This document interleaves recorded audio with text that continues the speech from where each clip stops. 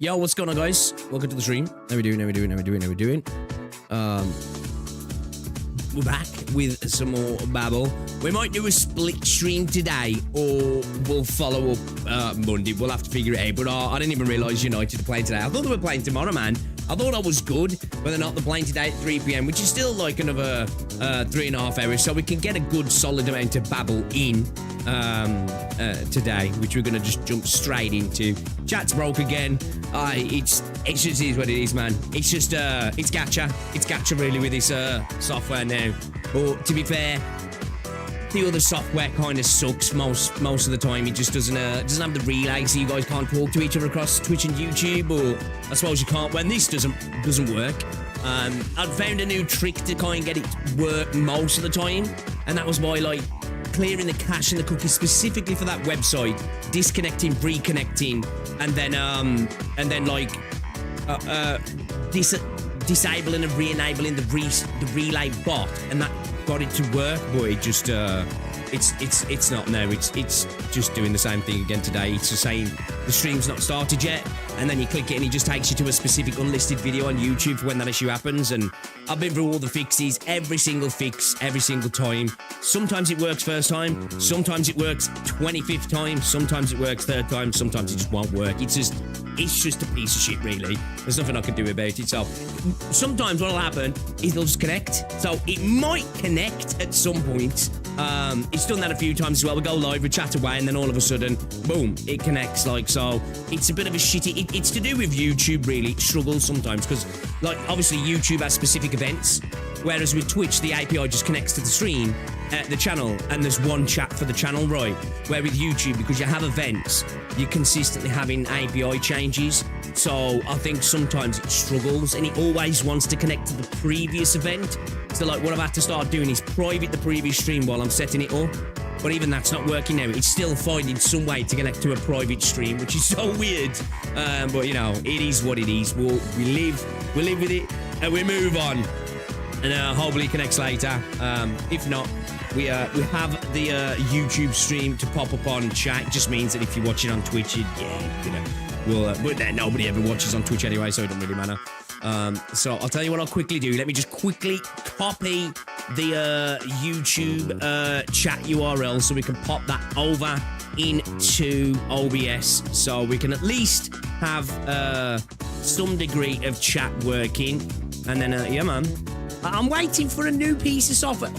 If anybody knows of a chat system software that has a relay function as well, let me know, because all of the ones I've been looking into, that you can put the stream together on screen so you guys can see everybody, but you don't have the relay. The relay's really nice, so you guys see through the bot people talking on Twitch and vice versa, so you can actually interact with each other in the chat. Like, it's a nice little feature. And I know there's not many people over on Twitch, but it's still a nice little feature. So yeah, you know, it is what it is. Like I say, I'm not going to stress about it because nobody watches on Twitch anyway, so we ain't got to really worry about it. I'm anal about certain things like that. If I know something should work, it vexes me when it doesn't work, even if it's not necessary. You know what I mean? It's a frustration. Anyway, we've all got our crosses right. Should we get started then, guys? Let's get started. Let's do this, man. Let's do this. So, guys, Babel was an amazing time yesterday. I fell in love with the story, the pacing, the writing. They've killed it, really. You know what I mean? They've done a really good job with it. You know, as expected, you guys haven't really let me down with the peak yet. So, you know, I've been happy with it so far. Really been enjoying it. I love how we're getting a lot of like backstories and stuff knitted together. It's been a good time, man. It's been a good time. So let me just get OBS open up on my gaming PC, and then we'll get started, man. Because we've only got like 3.5 hours. I don't wanna mess around. No yapping, no chatting. We're diving straight into it, boys. We're diving straight into it. Let me get game capture up here, and then we'll do this thing, man. But chat, how we do, man?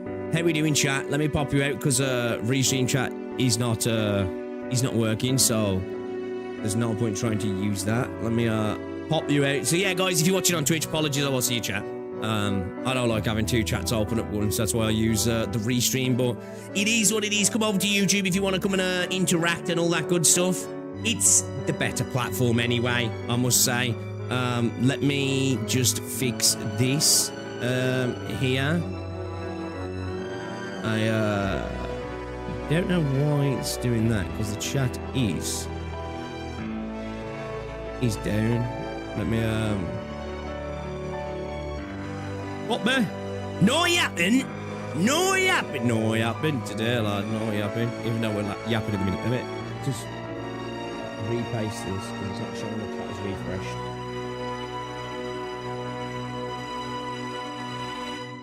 Why is it doing that?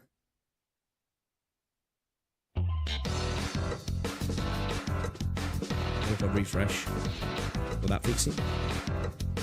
Go to live chat as well, will that fix it? It's showing the chat as being scrolling.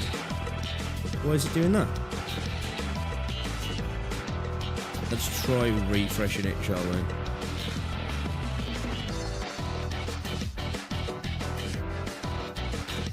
Is that good? Is that good? Spam some stuff in the chat, guys. Let's see if that's just moving nicely. Spam stuff, anything, whatever you want in the chat, spammy. Tell me how awesome I am. See if it's working. I want to see it move. Okay, it's working. Okay, it's working. All right, cool. No worries. All right, awesome. Okay then, what's going on, guys? Welcome to the stream. What's going on? Owen, Shell, Baku, Flicks, Ends, Ducklord, welcome. Kithias, welcome to the stream. Benedict, Dandy, BS Commissions, Vast, welcome to the stream. How is it going, guys? 50 viewers going to be shocked when they arrive late in your running game, right? Hodera. Ducklord, welcome to the stream. DB, welcome. Zera, welcome. So yeah, Shurioko, welcome to the stream as well. So yeah, I thought United were playing tomorrow. I made a series of continued errors, boys. I thought United were playing tomorrow. It's today at 3 o'clock. I have to watch it. I do apologise. I have to watch it, man. It's my team. So we might have a split stream. This is why I said it probably wouldn't be better doing Sunday or Monday, but you guys wanted today, which is fair, and I want to continue streaming the game as well. So it just means it's going to be a shorter stream. So it might get broken up into 3, right? It might get broken up into 3 streams. I've got the hiccups as well. So let's get the game booted up, man. Let's not fuck around. Let's get into it then, shall we? Let's get into it, because I want to do this. I want to do this. Apologise with the ukulele and all will be forgiven. Who won today, Sunday or Monday? Yeah, I need to have a day off, man. I need to chill with Rosie, man. Like I've been homebound pretty much, not really, but like obviously my surgery, post-surgery recovery, and I've spent less time with Rosie than what I normally do, and it's not good, right? You know. I need to lock in, man. I need to lock in.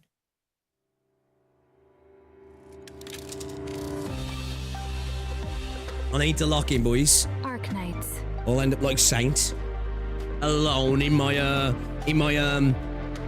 fucking prison cell of a bedroom, complaining about everything, and I don't want to be that guy.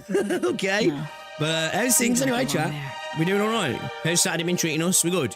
How's the eye looking as well, guys? Looking better, yeah. Looking a bit better, isn't he? Yeah, looking a little bit better. Our Lord and Saviour. Yeah, man, I've enjoyed getting a bit of Ascalons. Speaking of, I've enjoyed getting a bit of her backstory. Awesome. I've enjoyed obviously getting a bit more of Amia's,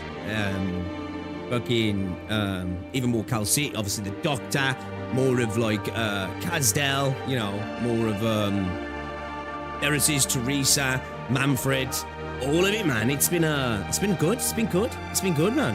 I've been having a blast with it so far. And we ain't even going to bother with doing all this stuff, man. We're just going to jump straight into it, boys. We're just getting straight into it today. No messing around. Let's crack on, shall we? We're up to BP5 today, boys. What's the stage looking like? Ooh, okay. More of these. Ooh, interesting. Yeah, that's all right. That's all right. We'll be all right. be all right. Yeah, I think we'll keep the squad at the minute. We've got the sort of mixed squad. We've got some newer units, but a bit of an El Clasico. A bit of an El Clasico here. Depending on stages.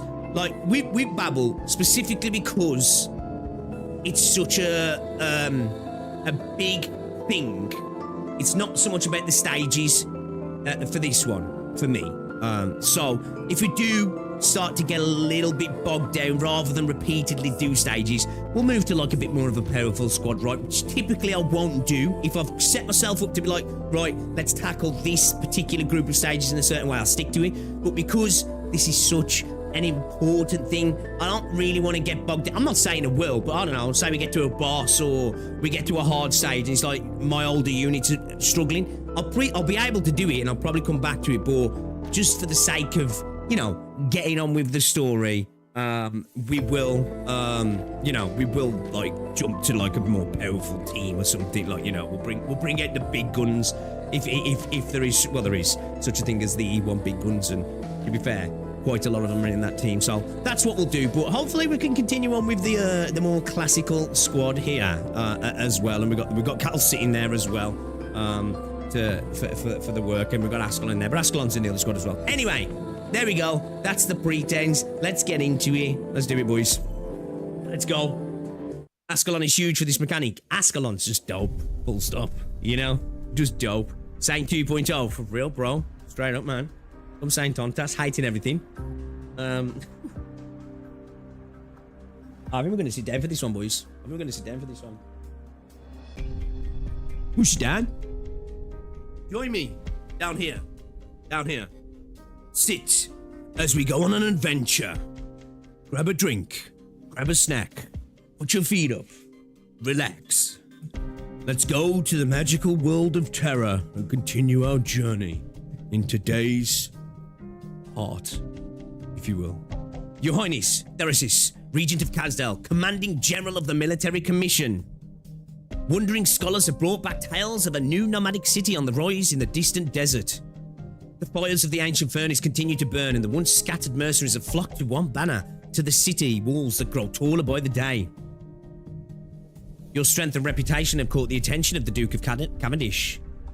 You have changed the way we view the Sarkas tribes. Perhaps now is the time to set prejudices aside and engage in sincere sharing and cooperation that will be beneficial to both of us.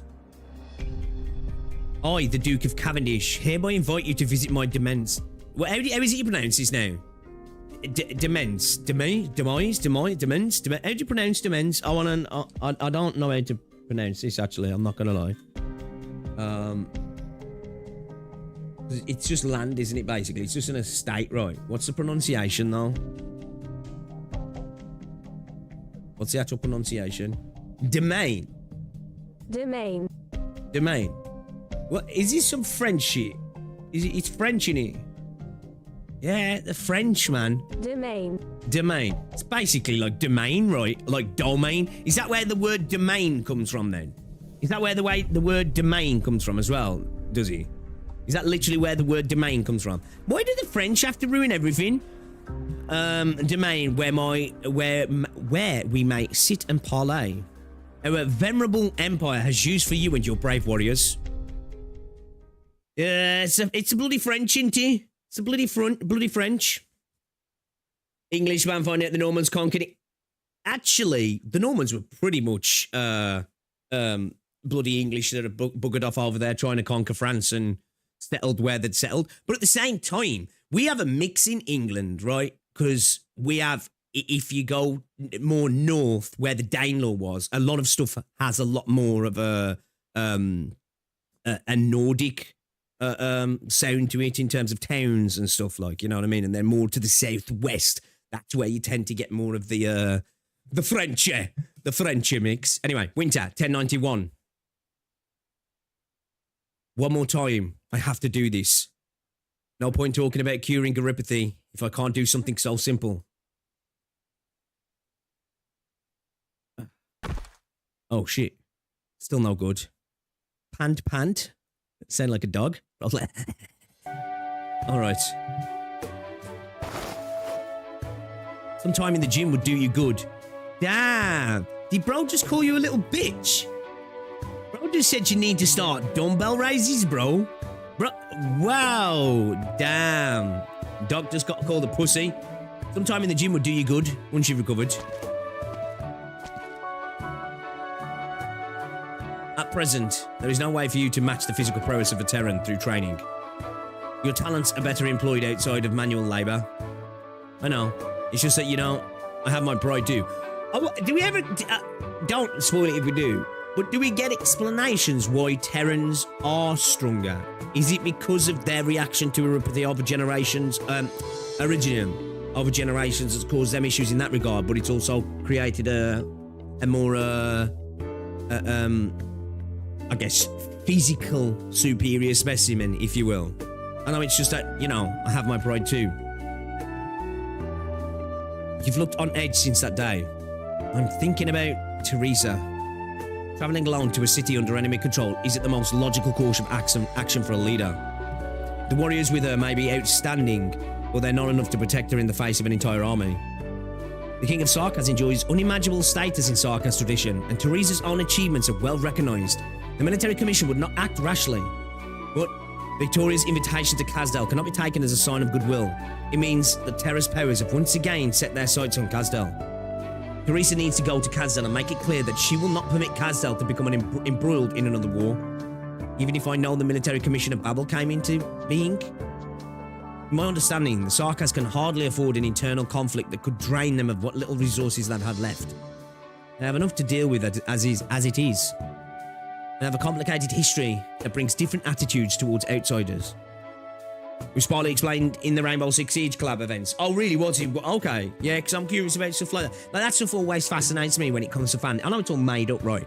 But you know, when, like, again, that's the sort of world building I'm a fan of. You know, when stuff's not just thrown out there. Like, it's cool that it is. I like mystery stuff as well. But, you know, like, when you have things like that where, okay, this group of people are physically stronger. All right, you could just have it that they just are. But it's nice sometimes to have explanations, you know what I mean? Of the reason why they are the way they are. I like that sort of world building, I do. Because I like this sort of realism to fantasy world sometimes. You know what I mean? I quite like that. I'm big into all like the not only the geopolitical stuff, but like the I guess evolutionary stuff as well, if you want to say it.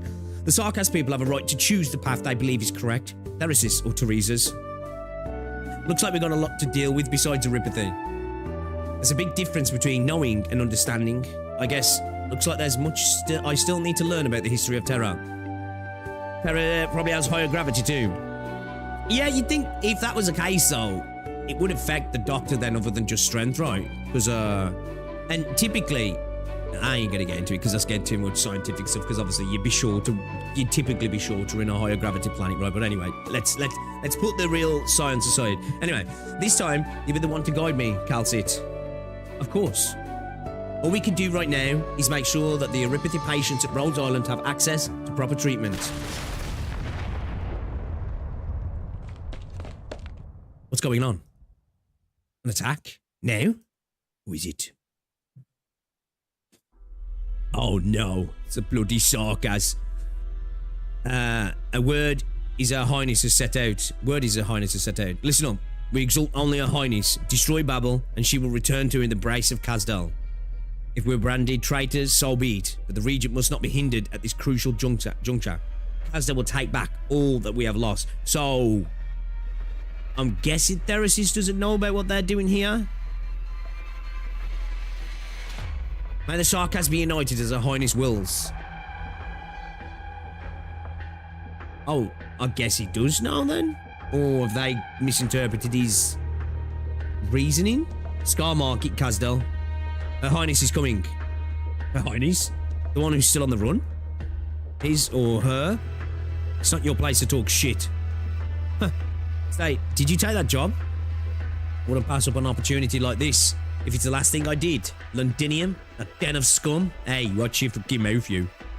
They say the columns in the Feline Palace are covered in gold, and the nobles walk on floors paved with glowing stones. Capital of great empire, a commission from a Grand Duke. There's going to be so much money.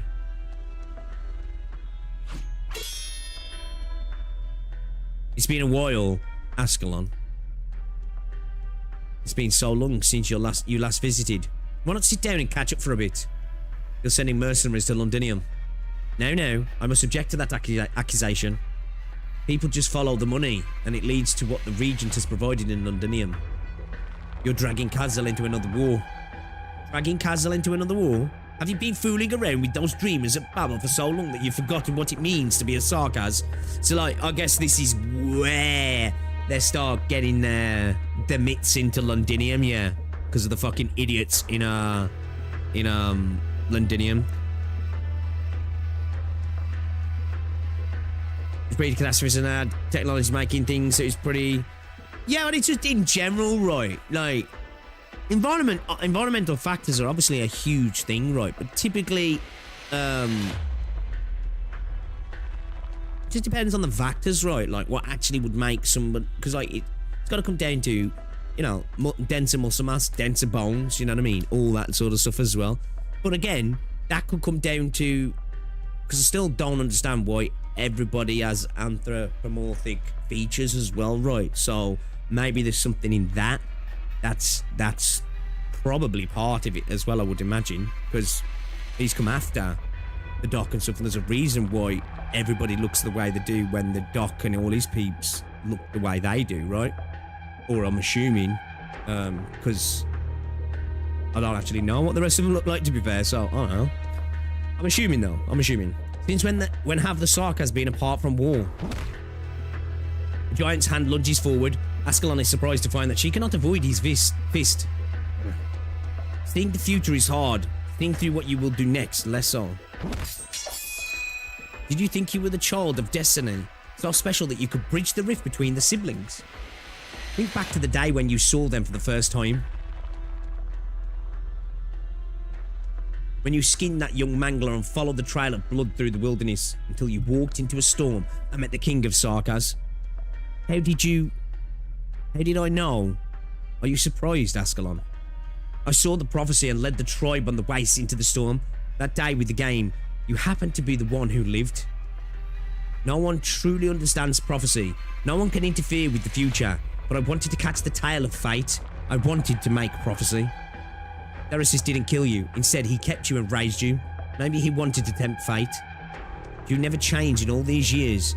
You're still that poor lost child on the wastes.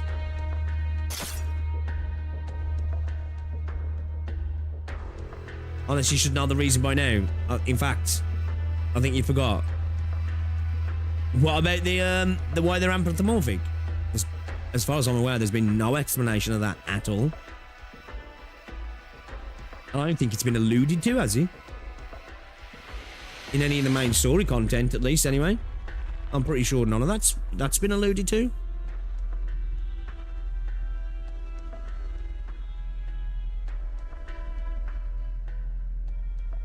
Hold up a second. Just want to get me blue blockers.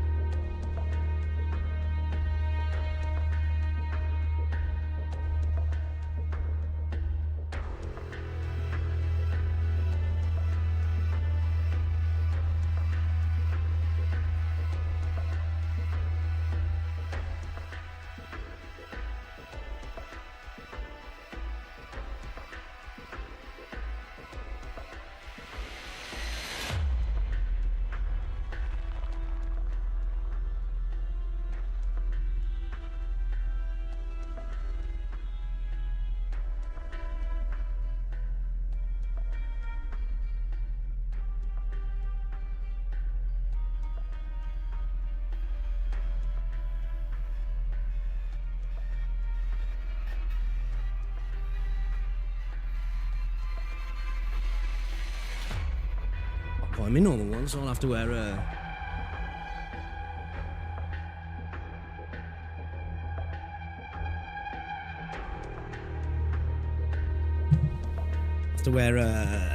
me Tony Stark ones. Have patience, Ascalon. You're not a threat to me yet, and I have higher hopes for you than this. Master said, your blade points at all the enemies of the Sarkas. Theresis raised you to be a deathmonger, yet you understand less about him than a warmonger like me. In a video, to be fair, there was a couple of videos where I did get hit with the Babel stuff, but then like people's like skip through some videos. So I think we did do some jumping in some of the videos that might have explained a bunch of that sort of stuff. Did you think Theresis will be content to be some puppet for those dukes? Spare your breath. You don't know the full extent of his plan. I'm curious, how would you stand before Theris if he was sitting in the room behind me right now? You're simply repeating the words of others on behalf of the one behind you. You seem to have put a lot of thought into this war.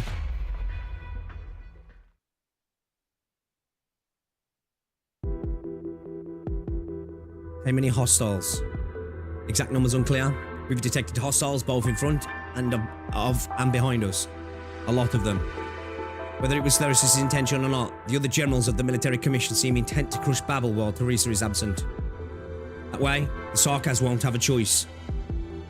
How many combat personnel do we have? The best soldiers went into negotiations with their Highness. A good part of the remaining ones have been assigned to the supply convoys.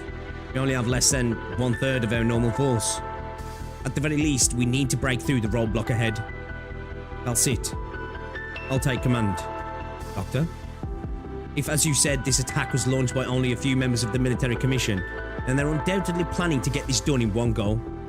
We can't let them set the pace. Find out where their lines are thin, disrupt their rhythm, and we'll be safe. Have you fought a war before, Dr. Pixeltree? Not the flesh and blood kind, but I've been trained. I'm able to reconstruct a battlefield as a computable data model. Back the front line, Calcite. I know you'll be able to protect us. Of course.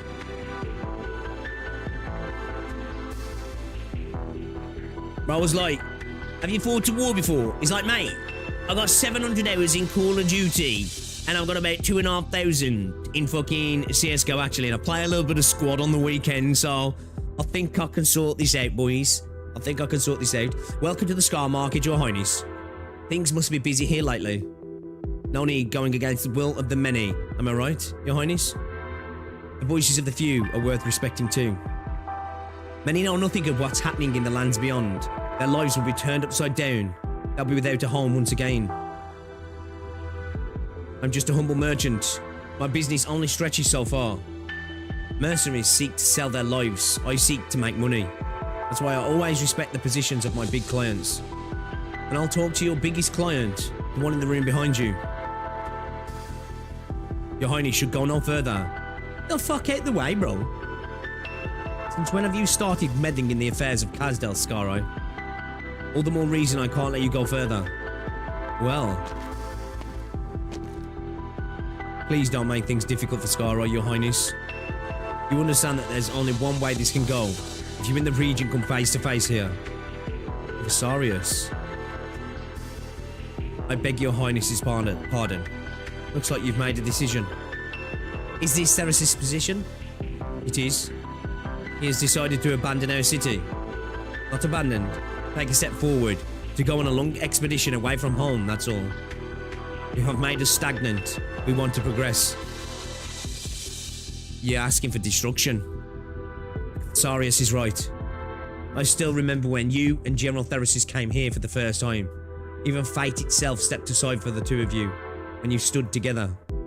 Look at the people here now. When Kazdel is divided, you can still command any Sarkas to your will as their king. You could kill all of us who stand here right now. But why not ask them if they are willing to follow your dream? The bustling Scar Market has lost its usual commotion. Scattered mercenaries style their weapons and stand with their heads bowed in reverence. In their eyes is silence, but the King of Sarkas hears the voices of their hearts clearly. Uncertainty, excitement, desire, anger. Most of you have made up your minds. Then there is no point for me to try to stop you.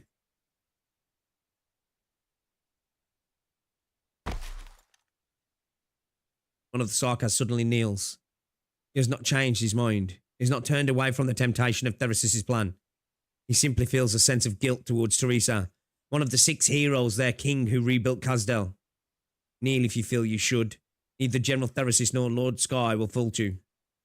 This ancient gesture signifies more than just fealty. I'm more familiar with its other meaning. So they've got like, they're like torn it now, torn to their loyalty to her, but also they're just, they've been downtrodden, but at the same time, it just feels like it's within them to want it, right? They just want the beef, don't they? And I feel like it's going to inevitably be like, the destruction, right? The decimation for Kazdel, like, it feels like can only go one way.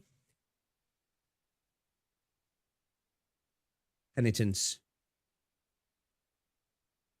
Shisatuztaj.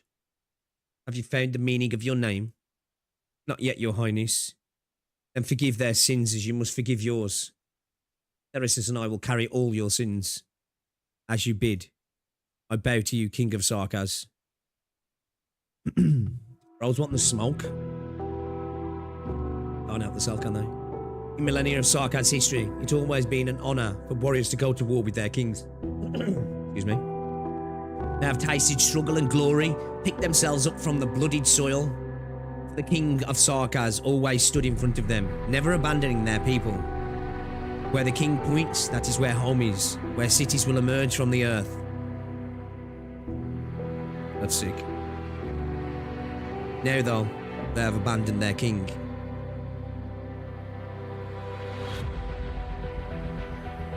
That goes hard.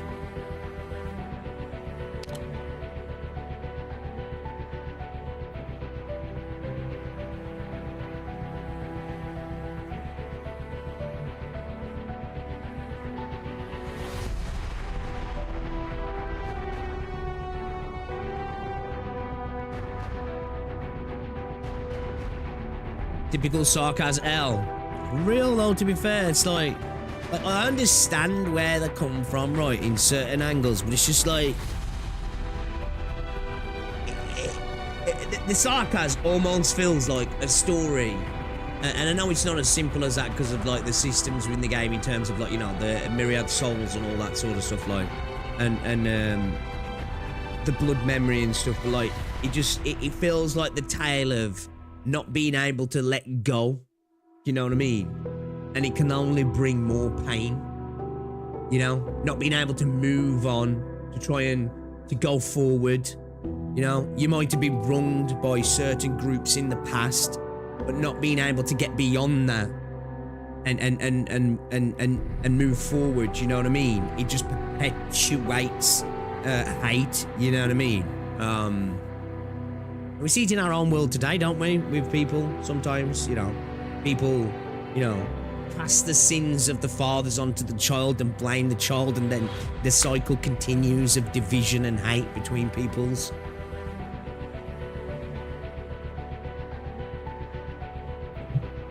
I promise a home of peace and safety where Sarkaz will be forever free from war. It's not like they're just angry about stuff in the past, they're still actively discriminating the present. I'm not denying they're not, but like, part of that for me, it seems anyways, because they've never been able to let go of the past as well, and it's a self-fulfilling prophecy. They're discriminated because of the past and what they are, but they can't change what they are because of the past and what they are as well. Do you know what I mean? It's kind of what it feels like now. It doesn't make discrimination right, but it's kind of like that cycle of they can't break free. The people who discriminate, they can't break free, and they can't prove as a people that they're beyond that as well. You know what I mean? That's what it feels like. They can't even prove it to themselves. Look how they treat each other. You know, like so it's not like it's just a, you know, irrational fear, I suppose, with some people, right? Because it seems like they can't even let it go from themselves. Like, you know what I mean? But again, as I say, when you got things like the Myriad of Souls and like the blood memory and all that sort of stuff, it's a lot more visceral, isn't it? So it's a lot harder to let that go. They're kind of cursed with that in a way, aren't they? To be fair, I promised a home of peace and safety where Sarkaz will be forever free from war. Before I set foot here, I had a slither of hope that perhaps someone would allow me.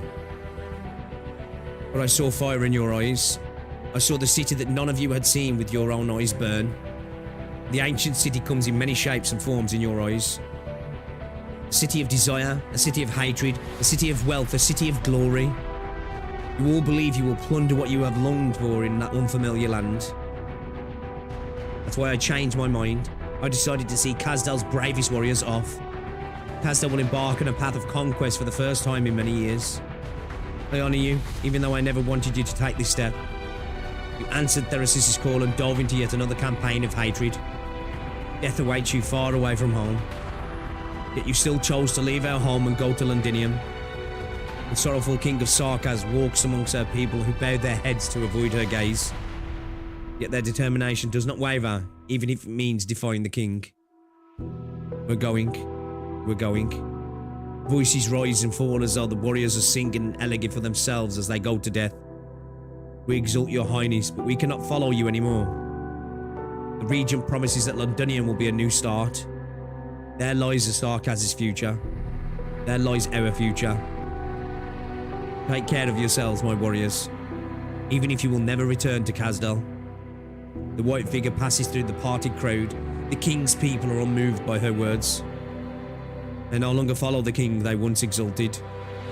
The other possibility for her people, the home full of flowers that she strived to build, did not come in time for the Sarkaz.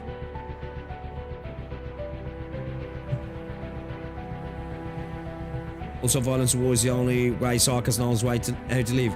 They can't imagine themselves to be healers. Yeah, she's still playing a role, isn't she? General, you knew this day would come. What do you think? Hesitate and all we've worked will be for naught. Her Highness did not hesitate, neither should we. Make your preparations then, Manfred. Do not forget the feelings that burn within you, here and now, no matter what they are.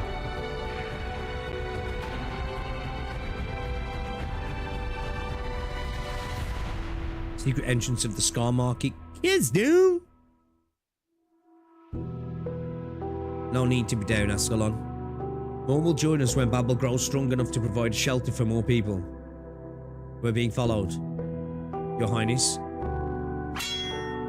Wait, Ascalon. She's not hostile. Whoa, that was a hard hit. Is that a sleeve blade? Anyway, Your Highness, I would like to leave with you, if that's okay with you. Thank you. What's your name? Oh, Julie's back. A nice name. One that's not often used by mercenaries. Did you make it up yourself?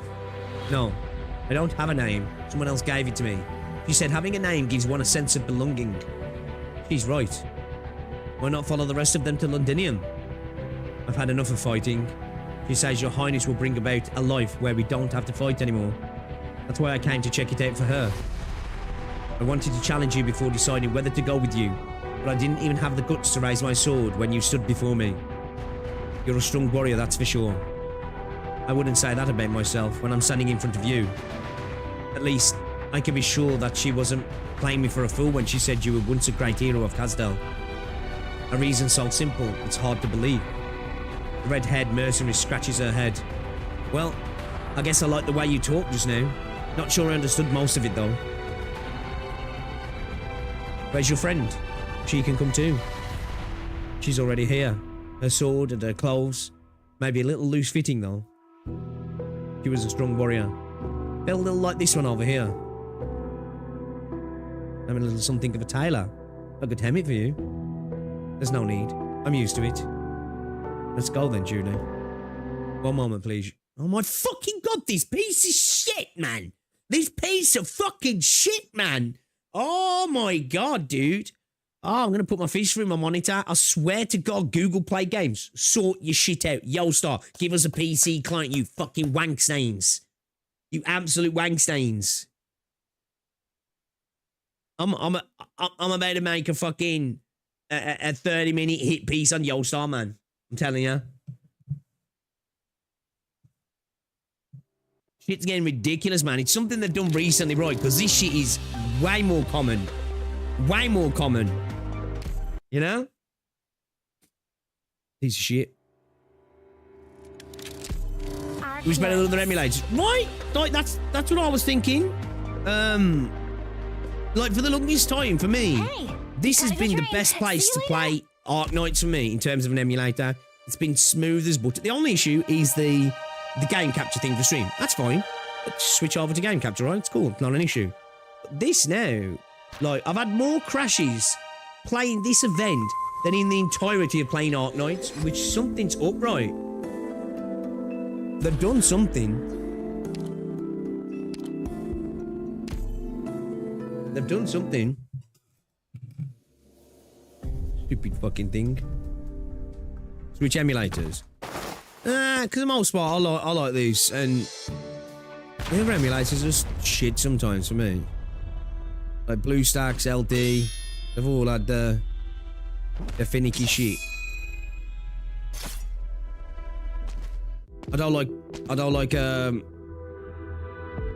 LD tries its best to, I know you can disable it, tries to put adware in your system and stuff.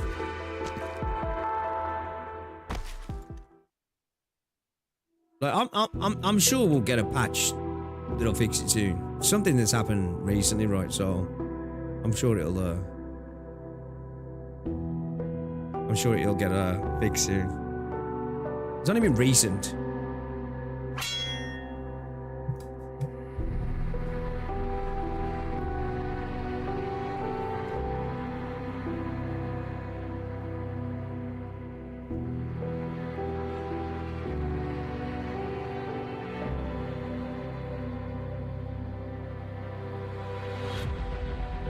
Redhead mercenary scratches her head. Well, I guess I like the way you talk just now. Not sure I understood most of it though.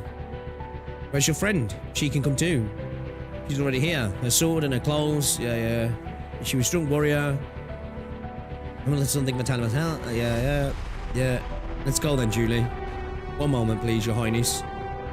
There are other mercenaries here who want to go with you. Teresa looks toward the dark exit of the Scar Market and sees a swaying speck of flame. One speck becomes two become three, and many more emerge from the darkness. The first torch-carrying mercenary steps into the sunlight and sees the white figure standing on top of the hill. You see what I was saying before? There is hope within the Sarkaz as well, right? You know? Like, it is a story of hope as well, because like I said, we saw it where Goodluck's wife was murdered, right? There was people who wanted to spend time with her, who wanted her to come to the celebrations and stuff. You know? So there is hope within the Sarkaz for them to pull back from this cycle. He points forward and walks toward Teresa without looking back. More and more follow him, the line seemingly without end. Just because we're used to battle doesn't mean we're willing to bury ourselves in a campaign with no end in sight. There's another way to live. Many of us are willing to take it. I heard some people are secretly recruiting the willing in Kazdel. And maybe someday, some there ready to join us. Although the journey through the wilderness will be a tough one. We'll make arrangements. Let's go, Julie. We have a lot to do. There are plenty of people for us to house, after all.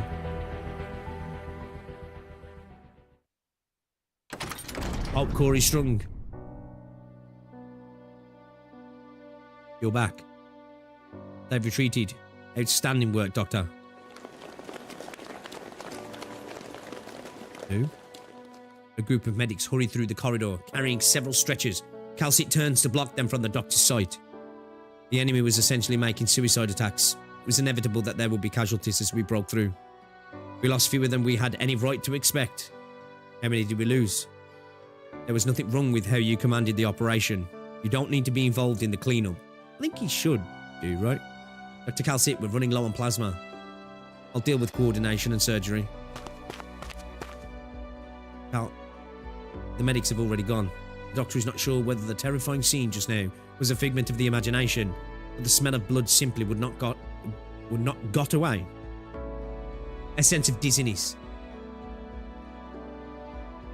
I'm able to reconstruct the battlefield as a computable data model. But it's not numbers that fight a war. Living, breathing people are fighting for their survival. How long has it been since Doctor? First time seeing the blood and gore? You could say that. We didn't have so many lives to waste in the wars I fought in the past. Treat yourself to a sweet drink to make you feel better. I speak from experience. It's all thanks to you, your command, that we were able to triumph against overwhelming odds. Are your battles always like this? No, this is one of the easy ones. I'll gladly entrust my life to you if it means our future battles will be so easy. Is war really the only way? You're not the first to ask that question. This attack is the only a sign of things to come. No one knows what the future holds. I have great expectations of you, a tactical genius. You know, I mean one as well, by the way. You know? Yeah. The history books would record that the two Sarkaz rulers declared war on each other in the winter of 1091, causing open hostilities to break out between the military commission and Babel. For the Sarkaz themselves, however, the civil war had begun in 1086, when isolated conflicts started to escalate rapidly. The 2 centuries of peace the Kazdel had enjoyed have come to an end. Babel has a few typos. Yeah. Expected. He's got a big word count, hasn't he?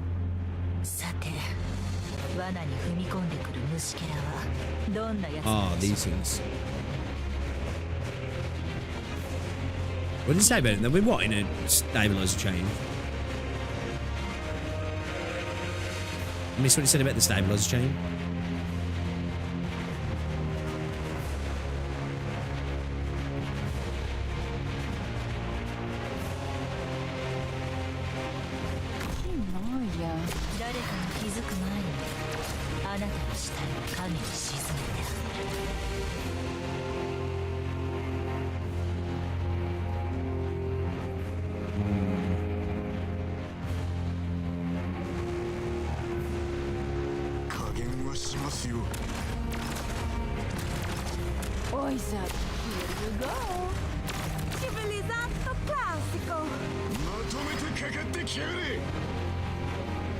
If that was a way.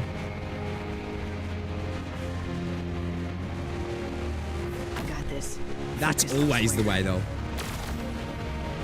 Oh, we got some. Oh, boys coming in hard here. That sounds sus. That sounds super sus. Take that back. I'll take that back. Can I tag from there? Yeah, I can, yeah. I'm gonna get over one.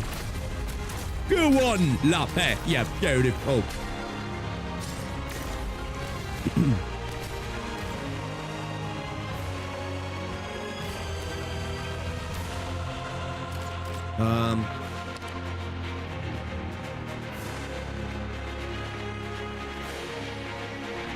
Will I be able to chain to there? No, that won't work, will it? To be here, wouldn't he? Let's do that.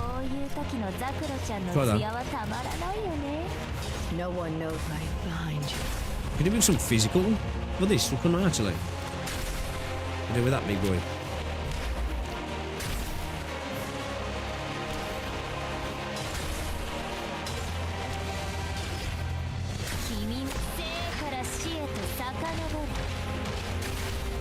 Go on and dip.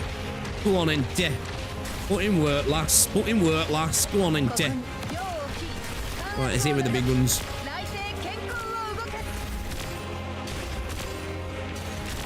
Lovely. Lovely.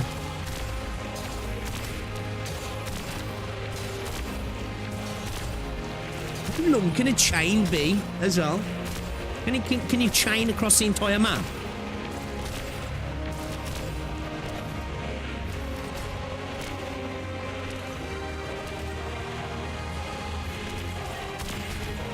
Like, say if we go like that, right? And then go like that. Yeah. Yeah. Even though that's not a great place for him to be, but it kind of just works to create the chain for us, right? Alright, cool.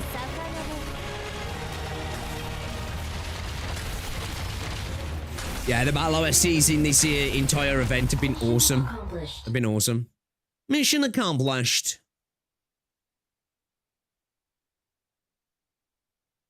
This scene always reminds me of like the First World War. Every time I see Winter 1092, Border Battlefield Kazdel.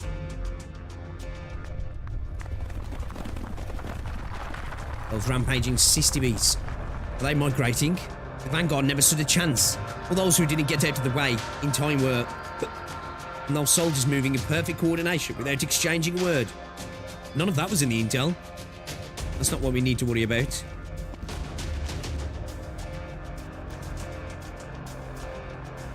I'm the ranking officer now. All survivors form up and retreat immediately. These supplies are crucial. It'll be a hard winter without them. What soldiers in formation is he talking about? Victorians? No. Yes, ma'am. How did things... Or is he talking about the Babel troops? How did things go so wrong, even though we made our move early? Did our informant... The intel was good. We were delayed by the mercenaries transporting the supplies. They upped the price on the spot.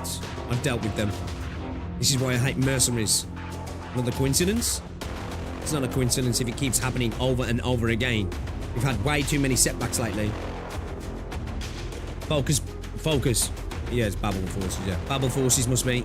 Wait. Huh. Makes sense, because obviously the doctor's coordination, yeah. A flash of white, and a hole appears in the soldier's forehead. They cannot even tell where the attack is coming from, in the noise of the Sister Bee stampede. Leave the supplies behind, and you may leave unharmed. You have been warned. Without warning, Ursula hears a cold, coarse voice in her head. He's dead. We need to withdraw. Did you hear that voice? Just a bluff. Keep your head low and stay with me. Don't get separated. Stick together. If you want to live, we need to get these supplies back. As for the Vanguard, we're in no position to think about them.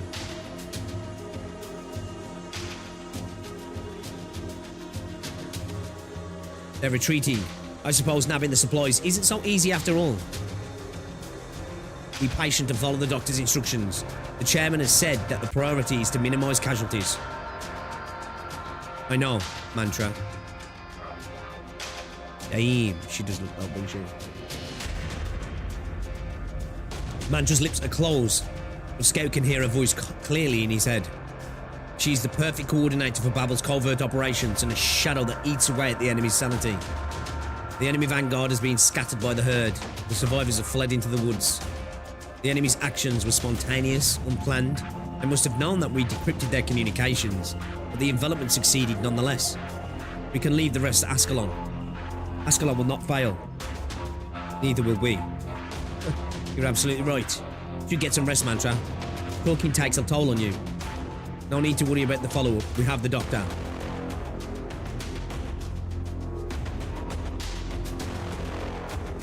Who directed this operation? The evil spirit again? Just what is his commander? Which royal court does it come from? And they're talking about the doc there. If he could do this to us. Or they're talking about Mantra. He can do it to you too. Why would you sell your soul to something like that? I'm getting out of here alive. The mercenary hears breathing in the darkness not far away and swings his sword without hesitation. Got you. You're wounded too. You think you could kill me and walk away alive? Get out of my way, or I'll kill you, if it's the last thing I do. You're not taking Marcel Sings. He's going home. Home? Our home is Kazdel, you traitors to Kazdel. The mercenary keeps swinging his sword at Oda, who only passively blocks with his hammer. The mercenary's movement slows down and his breathing grows weak. Oh, morons. Wasn't it the military commission who betrayed Kazdel? Relax. He's dead. Be more decisive next time, Oda, and there'll be fewer injuries. The entire squad is dead. They should have died an honourable death, not tormented by fear. This is not the right time to show mercy. Bring Marcel, our mission is finished. You remember his name? I remember everyone in Babel. The living and the dead. The ones who had names and the ones who didn't. I could have saved him. It's just hard to raise your weapon against your own kin. Even if it's to avenge Marcel. Your father died in the chaos of the city. Have you ever thought about seeking vengeance for him? Oda takes a deep breath. I hate the people who killed him, but vengeance doesn't change anything. Classical idea. Rational, righteous, human. What if your vendetta is with a cold-blooded deathmonger with hands soaked in blood? Would you say you kill for justice and your ideals without a hint of hatred? I'm not sure. Do you regret killing mercenaries who threaten Babel, Ascalon? No. Basically just told him that, Bucko, I didn't feel a thing, mate. But we won't go into that. Then I won't either. Even if it means I have to.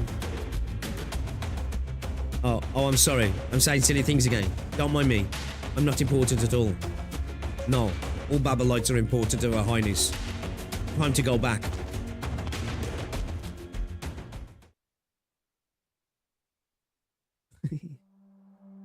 Well, about your pops.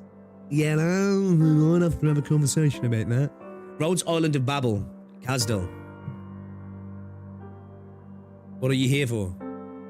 I've already said it many times. It was my own decision to betray Her Highness. It had nothing to do with the military commission, and I'm not an informer for them. You want to execute me?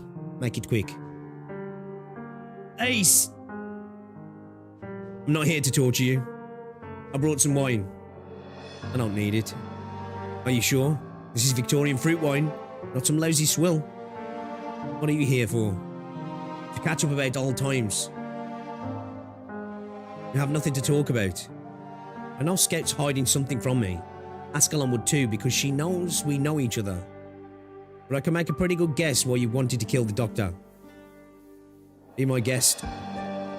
You're not a sore loser. You're unhappy because the Doctor is an outsider.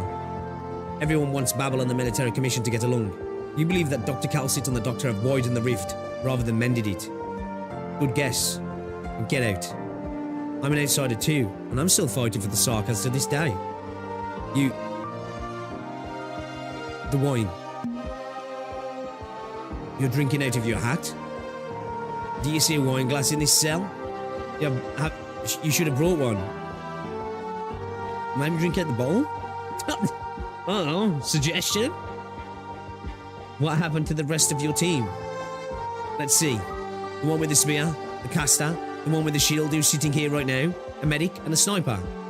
Skull spear, white smoke, grey sun, Stross, walnut, kung, herb. So the sniper's name was Herb. He's dead. Let bygones be bygones.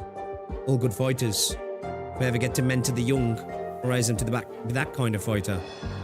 Selfless, honest, cautious about picking a side, but committed once they've made their choice.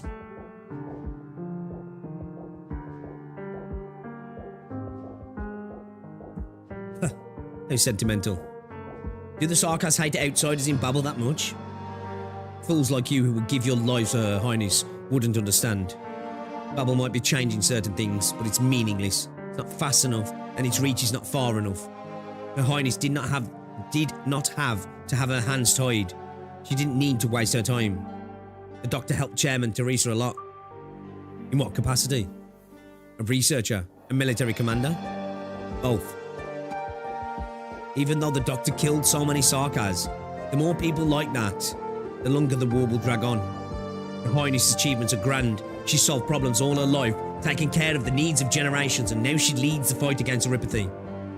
What's happening now? We're fighting the military commission, fighting our own. It's a part of her vision. Oh, I almost forgot. You're a mercenary. You're not a Sarkas mercenary. True enough. I only came to Babel because I was with the others. I got involved in this because most of my people were Sarkas. Oh, White Smoke is dead too. Why bring her up now? I thought maybe there was something going on between you two. Doesn't matter. She's dead. She died in the presence of Chairman Teresa. Damn. Now I'm starting to envy her. What happened? Ambush. Only the two of us survived, but she lost her legs to an arch strap. I had to drag her through the mud. Damn. That's when we ran into Chairman Teresa. Well, we ran into the Doctor first. The evil spirit showed up on the battlefield personally. Okay, so he's the evil spirit, yeah? It's kind of based. It's like how members of the Covenant see like Master Chief and stuff, yeah? Believe it or not, I thought I was looking at a Lateran priest when I first saw the Doctor in the distance. Huh? The Doctor was praying with that black hood bowed low next to the glowing chairman. Wasn't even kneeling or doing any sort of ritual, just gazing silently into the distance with Chairman Teresa. Evil spirit you're talking about, Dr. Pixtree, is not some heartless monster. The Doctor is torn, wandering in solitude, and still, in the end, chose to bring victory to Babel. So you came to preach? You're trying to guilt trip me? Get out and take your bloody wine. Did you think I would? No, you're not that naive. Has the decision been made? Master Chief about the actual battle capacity capability, right? Yeah. Death sentence? The Doctor and Chairman Teresa had reservations, but Calcit and most of the fighters who participated in the operation won't have it any other way. What about you? Your betrayal cost us dozens of lives, brother. This time, I'm with Dr. Calcit. More wine. You just spilled the last of it. Are you going to be doing it? Yes. No need to burden Scout. He's tough on the outside, but tender inside. I don't want to hand you over to anyone else. I came to tell you, brother, that even though you did something stupid, Babel will remember your name. We'll keep fighting. Keep your warning and reproach in our hearts. Train some promising young ones while you still can. Decent ones like you don't live long. Guess so. See you again when the Sarkans can finally live in peace.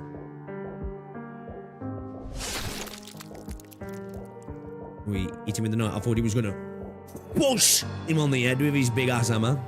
The traitors and spies have been executed. Royal Court spies and really have a lot of problems in their tribe. Good work. What about the unit that entered the war zone? Scouts report that they have blocked the key passages leading out of the mountains after attacking Babel positions. The general did not order this. Was it someone from a royal court or a Syracusan plot? Unlikely. Reports indicate no particular bloodline characteristics to the witchcraft, and little effort was made to cipher communications. It's a rabble. May I speak frankly, sir? The unit may be rogue. They just happened to cram Babel in with the catastrophe. Isn't that a good thing for us? What about the other commanders and mercenary captains? Watching the show, of course, waiting to see if the enemy chooses to surrender or die at the hands of the catastrophe and the ruffians. I wouldn't overthink it if I were you. You've shown as much mercy as much mercy as you possibly could by ordering that we pull out of the valley and leave an opening for them. Who knows? Maybe some of my family are in that catastrophe. I've gotten over it. You don't care? I try not to.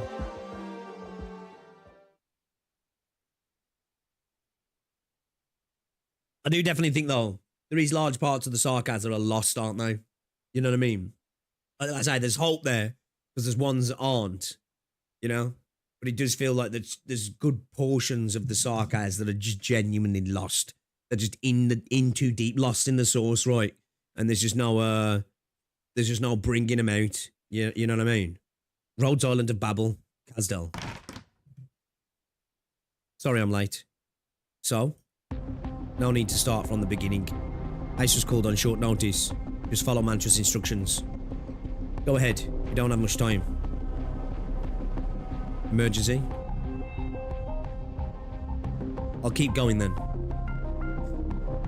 It's the issue when you've known nothing but betrayal, war, and suffering for centuries. Sarkans can live very long after all. Oh yeah, like don't get me wrong.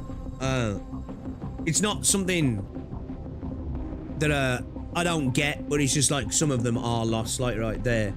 They're stuck in this cycle that can only really end in destruction, right? Really, where some of them are starting to see that maybe the way we do break the cycle, stop the pain, is by literally being the people who, I guess, break the wheel, right? In German, there is a proverb: if you don't go with the time, you go with the time. I like that, actually.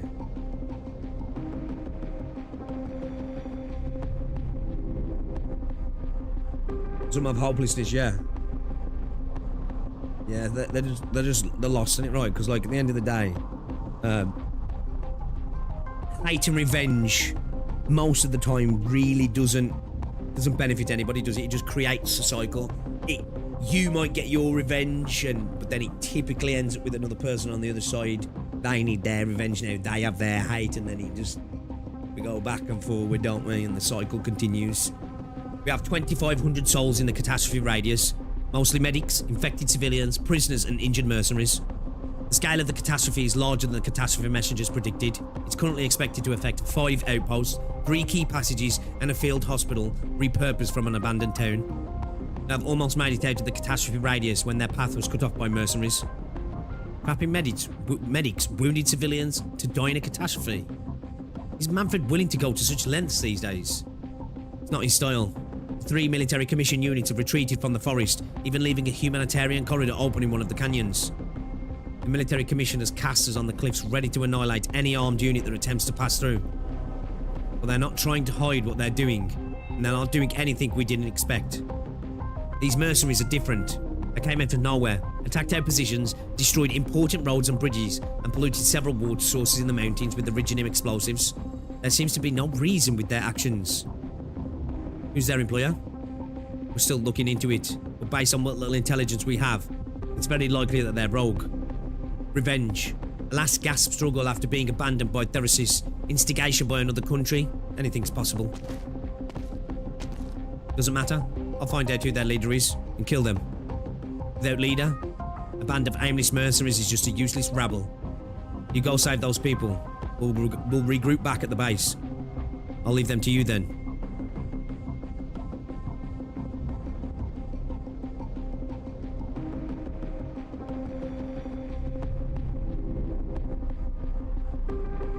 Nah, I get it. It's I suppose in English is it is similar, like, you know, to the same as like get with the times in a sense. That's a little bit more similar, simple slang thing, but like, you know, if you don't move on, you end up stuck, right? Sometimes holding on to the past traditions and stuff can be a positive thing. Sometimes it can be a thing that stagnates, right? Cause you to get stuck, especially when it comes to things like this. Then, yeah. One last message. Her Highness says this operation is not part of the campaign. We should be relieved. In a war that has become increasingly gridlocked, the opposing sides have a chance to work together for a common goal. Saving lives from catastrophe.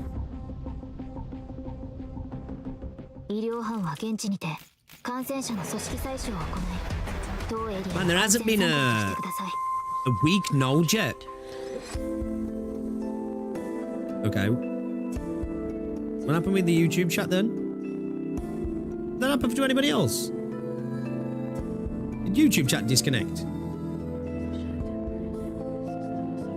Let me turn this off.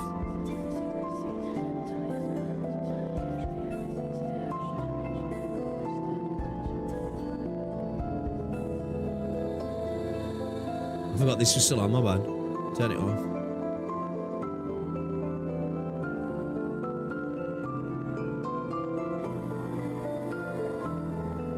Yeah, let me show it now. That's what I got on my end. It says YouTube chat disconnected, reconnected successfully. I thought my internet had died for a second.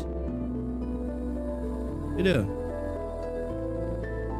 I thought my net had died for a second. Okay.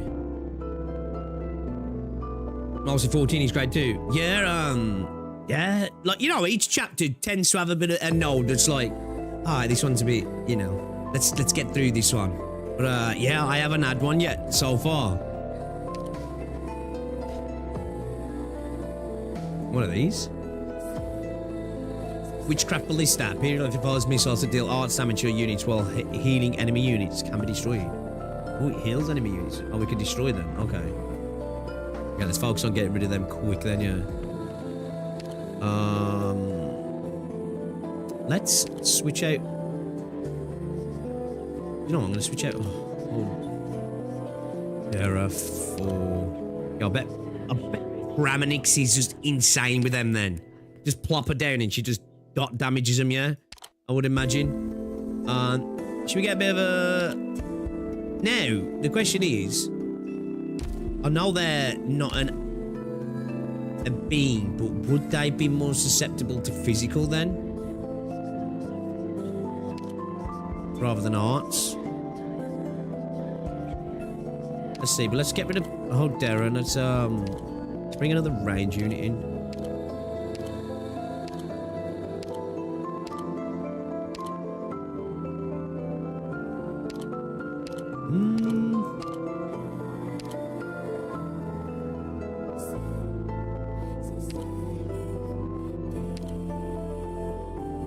Yeah, it's just clicking actually.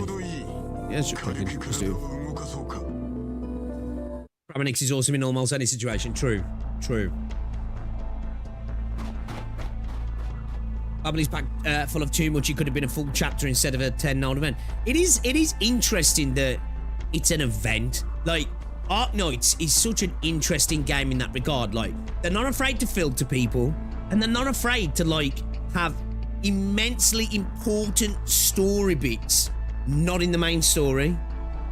You know what I mean? It's like, it's brave, right? And I respect it. I do respect it, but this definitely feels like it could, I think Lone Trail as well, right? Like some of the others, they've had important stuff, but they definitely feel like, yeah, okay, that makes sense. That could be like a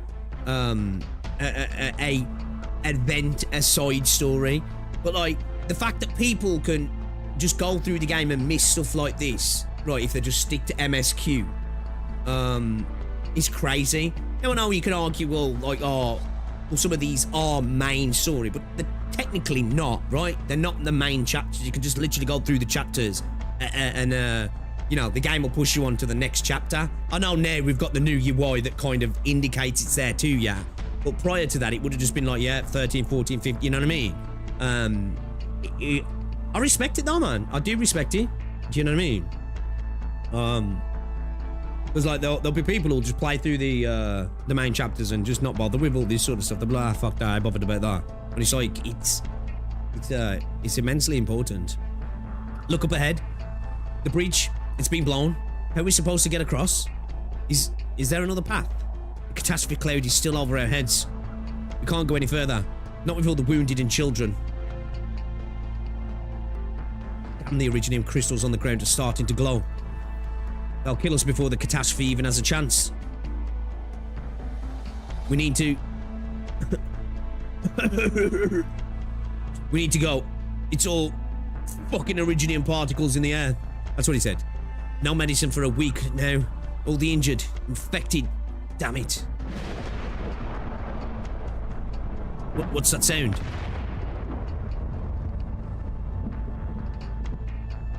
No reinforcements from Babel yet. They keep looking for a path. Don't come back until you do. Then keep looking for a path, sorry. The catastrophe cloud's fully formed. Which fucking unit attacked the hospital? Not even Scar Eye's that crazy. Stick together. It's too late to try to get out of the catastrophe. We need to find some clean caves. Nothing with Iridium traces on it. Not even a little bit. Doing this to the wounded. Heresy, you piece of... Mom, my leg hurts. Don't cry. Don't cry. We're almost home. No. No. It hurts. It hurts.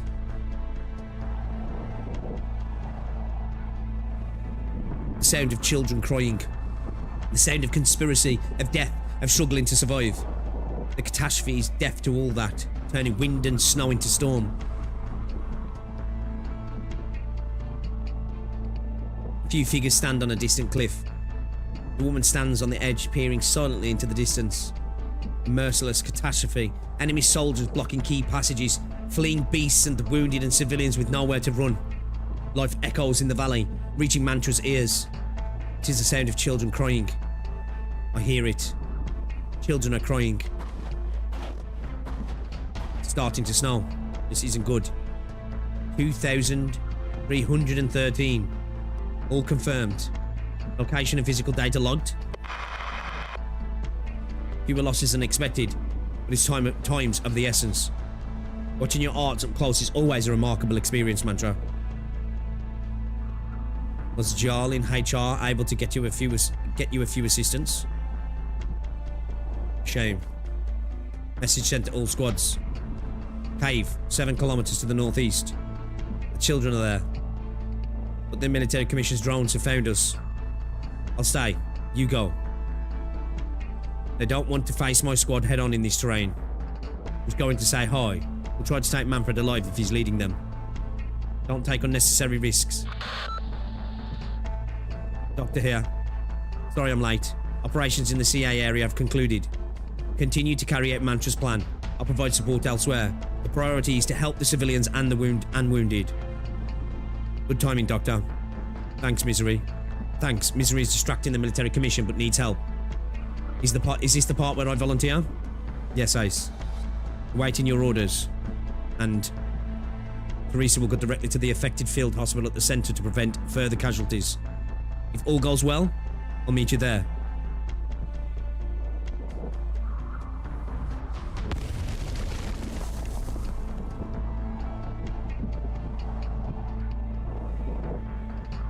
What do you think about Arknights City's high crucial information about Iridium in a collab event that you can't unlock if you weren't there back then? That's what I'm saying. It's like a lot of games would be afraid to do that, right? Man, like Christ, a lot of games are too afraid to have the fucking main character off screen for 5 minutes, let alone do that stuff. What's going on, Jules? Just getting back into it with just the conflict now between Babel and the military commission.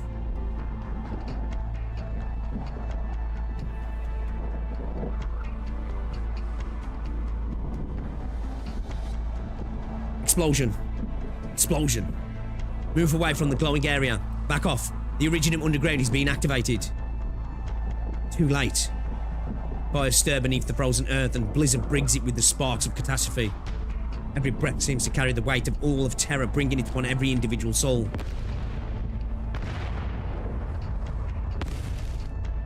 The weight vanishes in an instant. I look up to see an astonishing sight. The explosion stopped. Snow floating in the air. The snow crystals here are almost indistinguishable from Iridium crystals. Control over them can be achieved with sufficient focus. Besides control over individual snowflakes is difficult, but it's not so difficult to hold a snowstorm off in an Iridium-rich environment. Yo! Oh, fuck? Have you been paying attention in class, Aiden? Fifth, you're here. I can give you 10 minutes. Go back to the meadows at the bottom of the valley and head south. Scout will guide your path. Don't you remember what I taught you? There are a lot of emergency precautions you can take in an Iridium-dense environment, but you did nothing. Wait. You have the cute neuropathy patients in your group. What were you thinking? Take this syringe. I'll do what I can. You have 10 minutes to get everybody in order. But you... move it before the catastrophe fully forms. This area will be safe while I can dampen it for a bit. One more thing. I'm using several kinds of arts at the same time right now. I want to see an essay from you all on my table by this weekend, explaining which schools these arts belong to. So you better damn well make it out alive. She's up in here like Storm? It's me. Any instructions from Manfred? What is he doing? Huh? A royal court high ranking amongst the Babel forces and refugees? Impossible. Look it up. Yeah, there's anything to look up.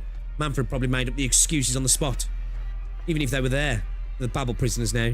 Rescuing prisoners in the middle of a catastrophe is not part of the contract. We have to do it anyway. Damn it. Get Dawn Squad to check the blockade. Alright, 86 here. Hello? Hello? No response. Where did they go? It's not time for the shift change yet, is it? Wait, isn't it a little too quiet? There were Felby's cries only a moment ago. All the animals must have fled the catastrophe. They'll sweep through this place in 5 hours. This is no time to be taking a nap. Hand me the schedule. I said, hand me the... Huh? Hey, where did they go? Hello? This is Squad 86. Anyone hear me? Anybody? What's going on? Somebody's... You called? Your bro just shake. Oh, he's... Okay. Phew. 3 squad silence. No alerts. The path is clear. Combat personnel, follow these coordinates. Medics, take the injured and follow the markings I've left. See, I'm getting to see now. Like, obviously I've seen little glimmers. I'm actually getting to see Scout being a badass. Like, I've seen bits of it already, but it's good to see again a bit more of Scout as well. There's something I need to confirm.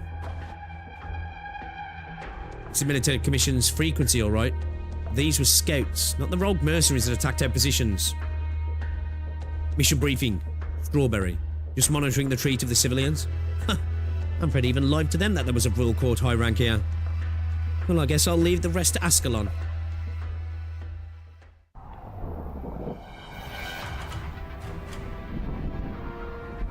Babel? Are you my death?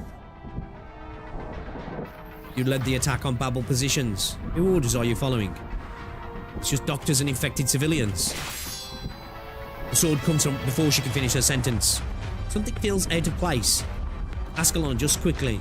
He has always been more familiar with the language of violence anyway. The sleeve blade is out of its sheath. Do what that made me laugh. And she ran past. Yeah. What are you?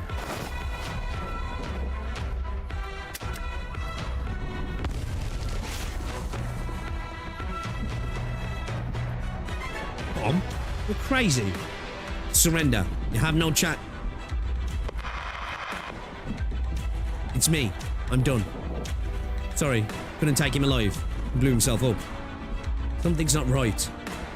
He recognized me as Babel immediately. Realized he was no match for me. He quickly chose to blow himself up. Normally decisive. Probably some experienced spy or... Wait. I found a pouch. It's undamaged. I must have cut it off. There's a Babel sleeve badge and a military commission medal inside.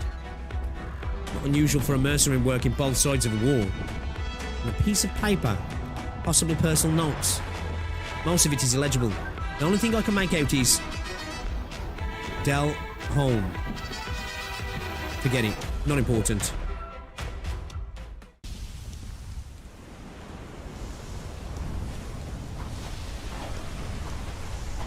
Communications are out. Well, I guess the old stuff won't do it when a catastrophe is so close. Let's hope the other team's found a way out. Don't just stand there. Bring all the infected who can't move over here. What's the point? It's not like they'll be able to get away from the catastrophe. Just do it. Not like you have anything else to lose, is there? And some of them are comatose. My condition isn't that far off from theirs. I'll end their suffering. Originium particles will spread when they die. I'll take the brunt of it. Take your bow, keep your distance, and finish the job.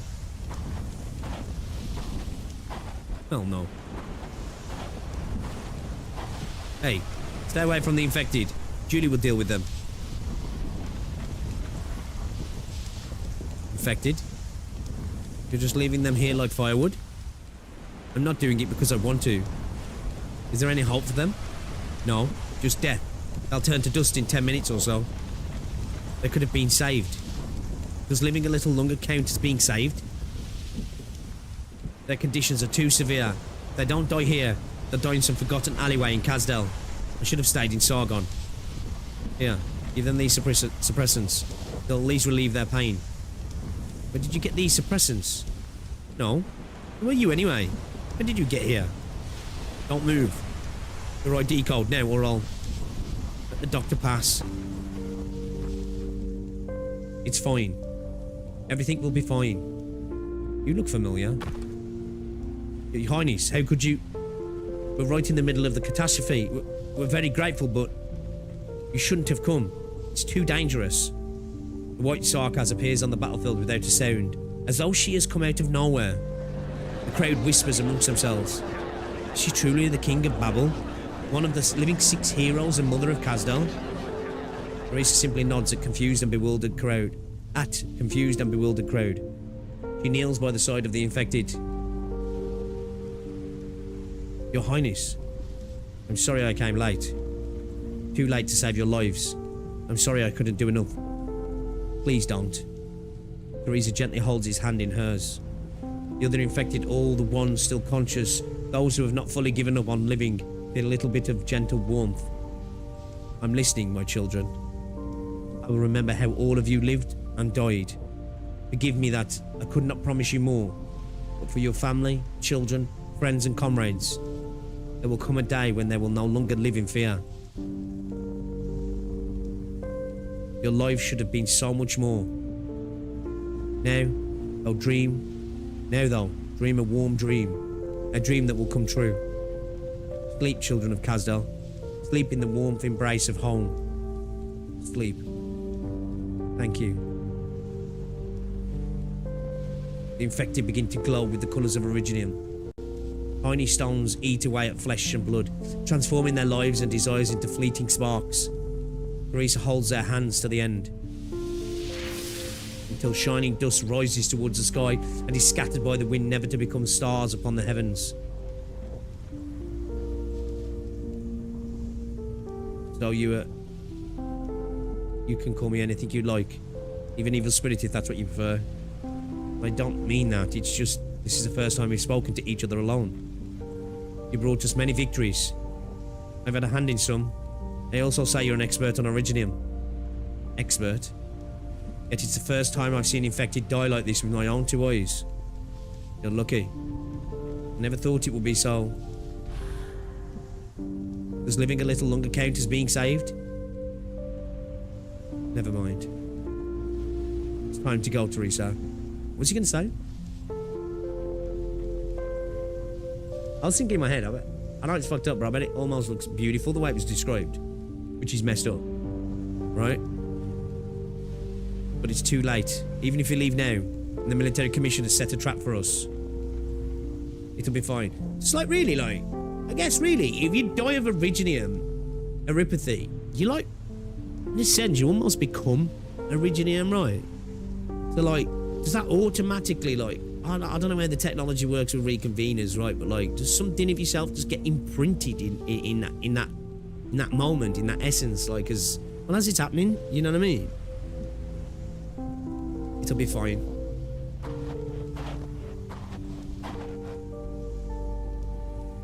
Let's go home. The military commission's after action report writes, King of Babel and her most trusted men led her people out of the valley. With a single touch, she parted wind, snow and flames, gentle as a mother parts the bed curtains to put her child to sleep. Moses, our casters and crossbowmen observed the procession. None dared to take the first shot nor give the order to. Flower report and Manfred's false intelligence and an admonition from the commission. No further discipline.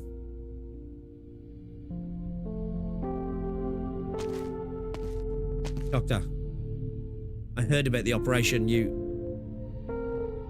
Doctor? There's something I want to ask, Calcit. Go ahead.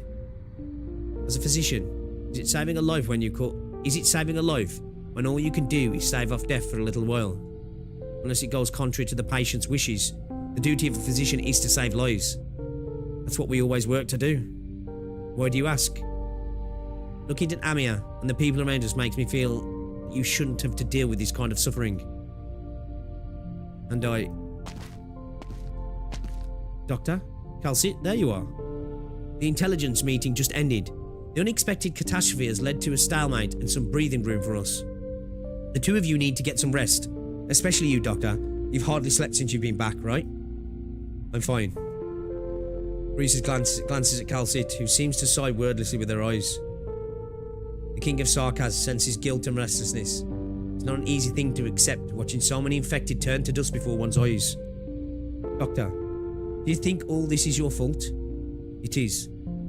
I won't run from my responsibility, and I won't wallow in self-pity. I just need time to accept the present. I don't know if Originium is supposed to hurt a newborn civilization like this. But Originium is the only way to protect all life and existence.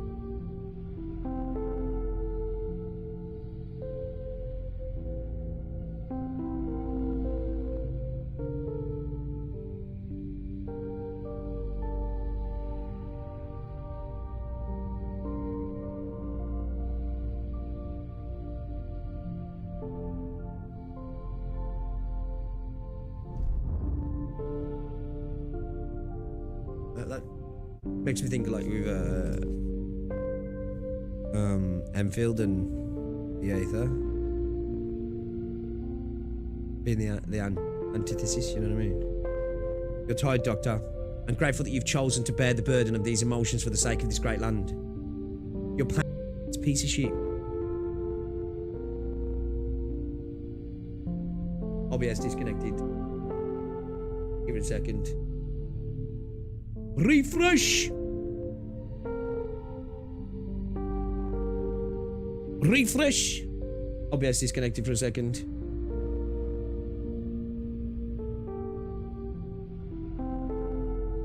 You know what? YouTube just genuinely need to get a good video editor for downloading streams. Give me that, and I will sack streaming on Twitch off. And we probably won't have any of these issues again. Your pain and struggle shows your kindness and ideals. I won't try to wipe them away, but we could share this burden if you are willing. Teresa wants to hold the doctor's hand, perceive the doctor's guilt and anxiety-filled soul. She wants to help the doctor. But a tiny speck of noise echoes ominously in the king's mind. The doctor is rejecting me? Or is it... Sorry, Teresa. But this is not something you need to take on. No need to use a civil light to turn her on me. It takes a toll on you too. There are more important uses for it. What is a civil light to turn her then? More important than helping someone who's given everything for us? Thank you. I mean it. You and Scout said we have some breathing room, right? I'll make dinner for us. And Then, I learned it off misery. For our future challenges.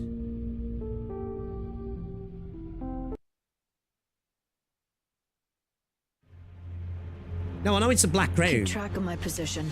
But it's obviously not the black crown to the doctor. It was obviously something that the doctor connects to in a different sense, right? Do you know what I mean?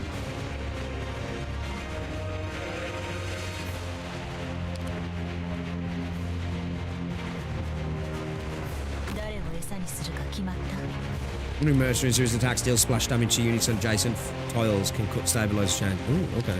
Ooh. That's a bitch.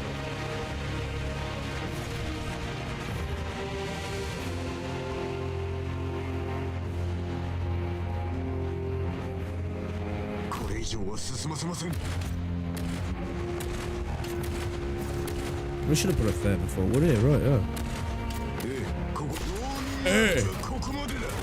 Will she get hit with this?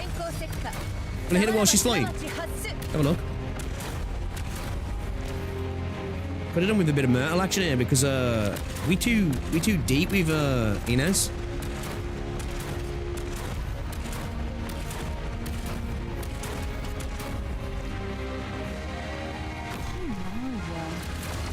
Get rid of that. Sweep the place pronto.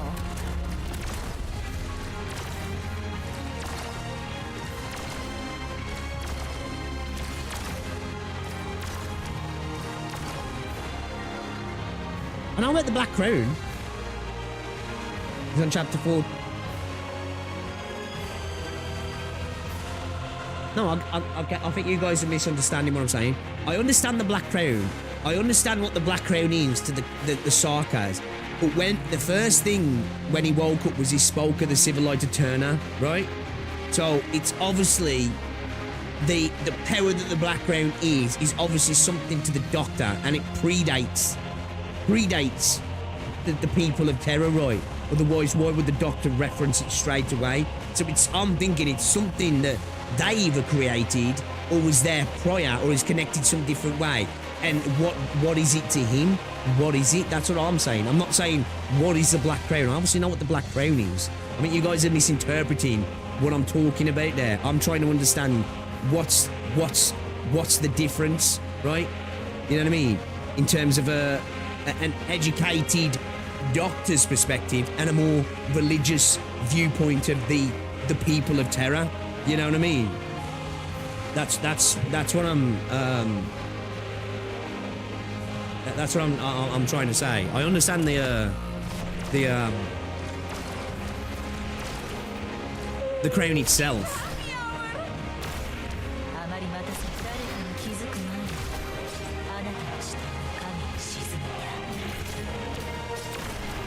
There's one of the congregations will pop in there, yeah.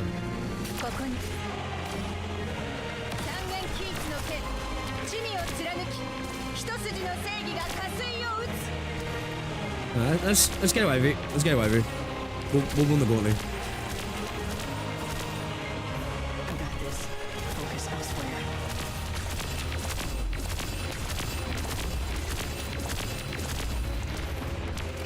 Need you back in the air, lazy. Get back in the fucking air, lazy! They only remember right behind you. Get what you deserve. Bartender.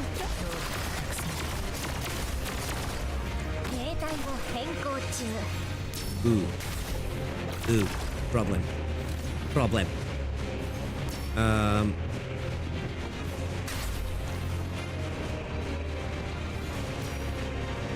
Yeah, that wasn't ideal. Patient tough to swallow, huh? Try to behave yourself next time.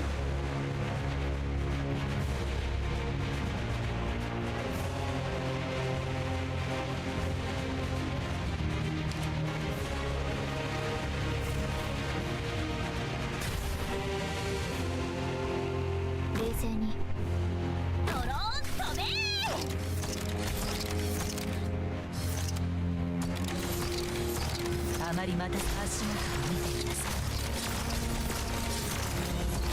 みんなを助け。Bartender's choice. Custom made quagmire.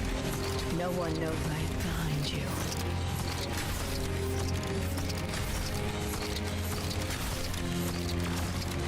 Patients still misbehaving? Bitch. どうすれば今日 It'll delay me from targeting that. Uh-oh, uh-oh, uh-oh.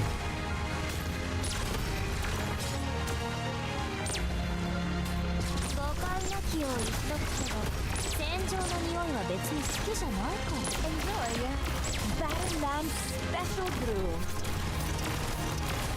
Now we're good. Alright, cool. One thing that annoys me about Zhuangyi, she's the same race as Lacey, but she was deaf made to look like a long, sweet hybrid.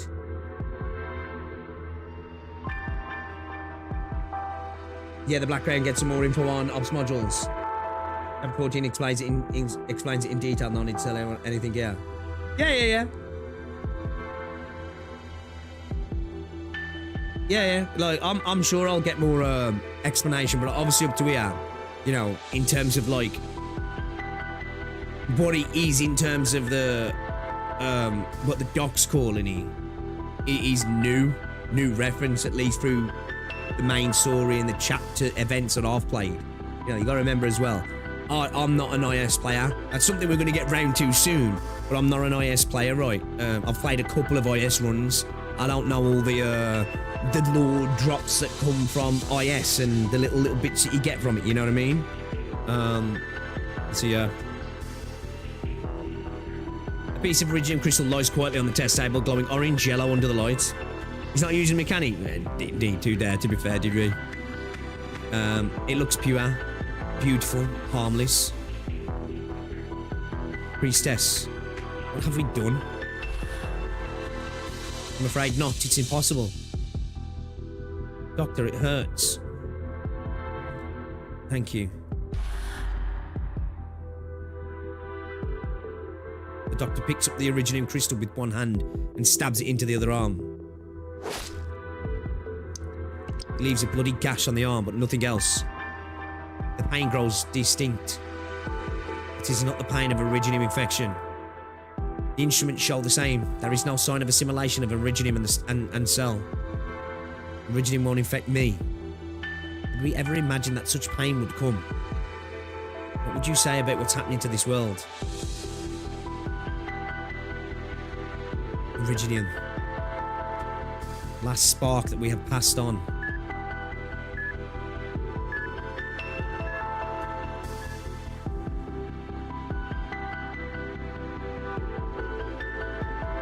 It's working. It's several times more effective than existing suppressants. Amir's blood iridium crystal concentration has dropped significantly. Can't they potentially attempt to use his own blood, or potentially his DNA, make an RNA vaccine, you know? But it's just a prototype. I haven't found a way to mass produce it on Terra yet. Doctor, I know you're experimenting on yourself, but you really don't look well. Do some research on blood. Iridium doesn't infect me. We've had safety measures in place since it was just an energy project. Maybe this could be used to mitigate the symptoms of erypathy. Teresa, she's not like you. Lighter Turner is not some kind of powerful magic. She's simply created iridium arts in a most fundamental form for the accumulation of a long legacy. With her help, we may be able to develop more advanced erypathy medicine that can be mass-produced.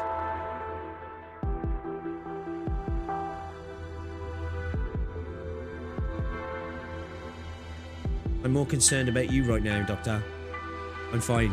If iridium has transformed you into beings identical to us, then there will be a way to create a serum place of my own. Iridium has transformed you into beings identical to us.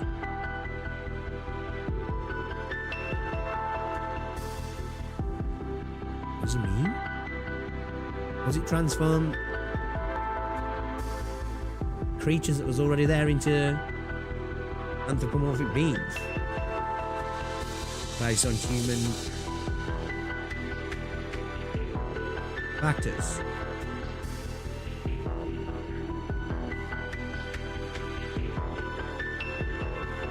that why they're all anthropomorphic?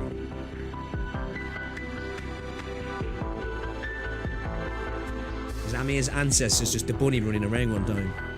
A Longia. No matter how complicated the present issues are, if Babel can develop an effective homeopathy medicine, it will be more than just the Sarkas that support us. It will be all of Terra. Then we can foster a future with Originium, one that is peaceful, happy, and eternal. No, listen to me. Calcit grabs the doctor's arm. It is a lot thinner than she remembers. You have not relaxed for an instant. From Rimbilitant to the Sarkaz Civil War, I chose to wake you up in order to point the way for this civilization, one that surprised me at every turn. I don't want you to waste away now. You need to take care of yourself. Sorry. Right now, though, what I want to do most is alleviate Amia's pain.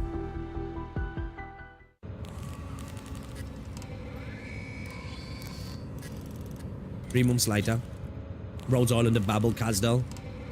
I see you, Amia. You can come out. Doctor, am I interrupting anything? No, just curious how you got in when I didn't hear the door open. I found a lot of secret passages. Secret passages? Yeah, Closure said not to tell anyone, so I haven't. No wonder Dr. Calcit can't find you for checkups. You've been hiding there all along. I promise I won't run away if you go with me. Alright, I'll try to make the time. You've been really busy, Dr. Calcit said. She has hardly seen you lately. Whenever I see you, you're all by yourself, carrying a stack of papers, head down, walking from one end of the corridor to the other.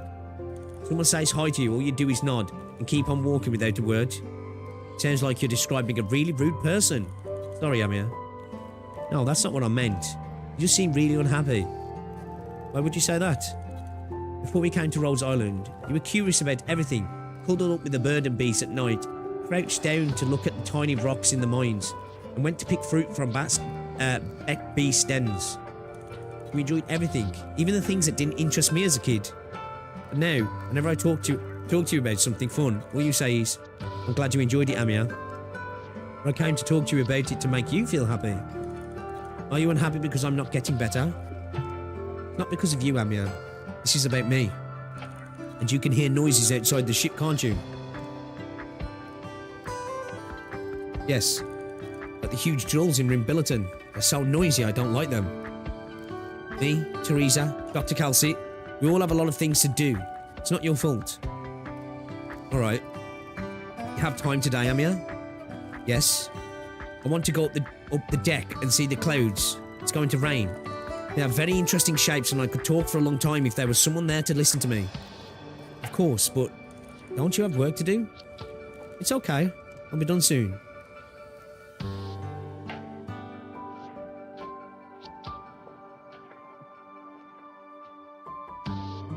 Amia, if there comes a day when we cure apathy, not just for you, but for all of Terra as well, when the day comes that Terrans no longer live in fear of Originium and Catastrophe, let's go on a journey again to see the rest of this great land. This time, we'll bring Calcit and Originium will become the light that guides the next civilization. All consciousness shall foster new hope in Originium until the end of time.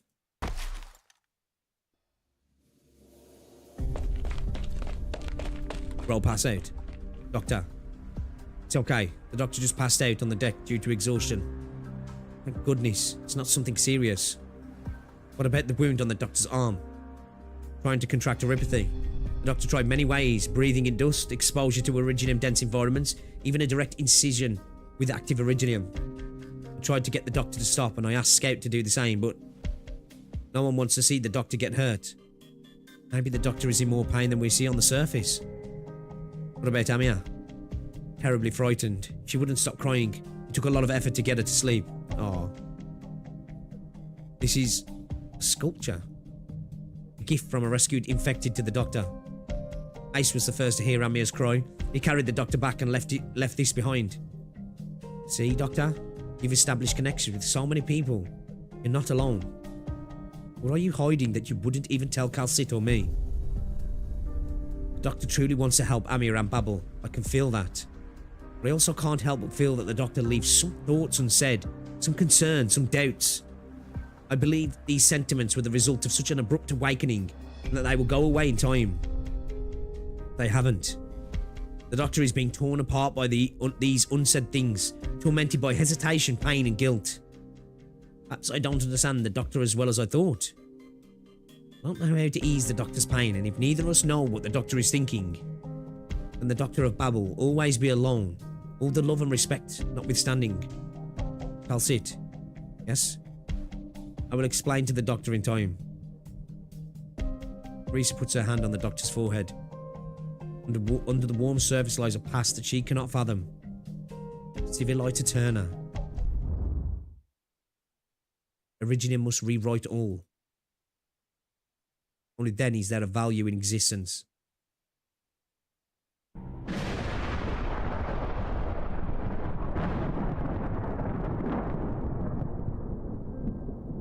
From the emergence of intelligent life to the lights in the cosmos and the maelstrom of stars, Originium will continue to replicate and transform until even time ceases to exist. This is Originium? Originium. The first light before the Big Bang.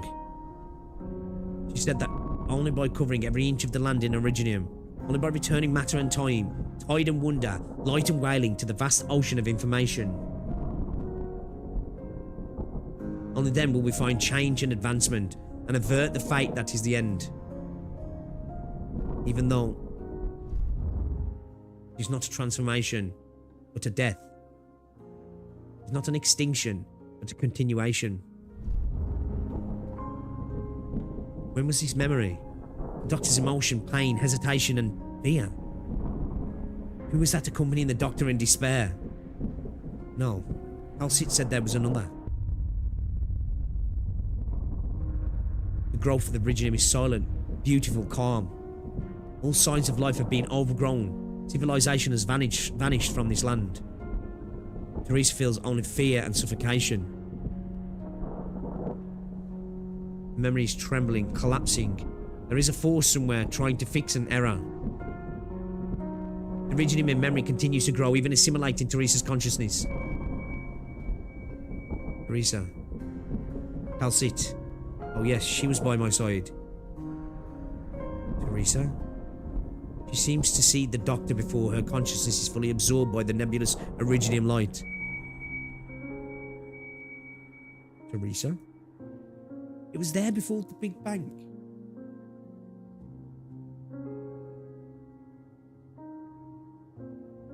Oh, it kind of is what they're saying in Enfield then, right?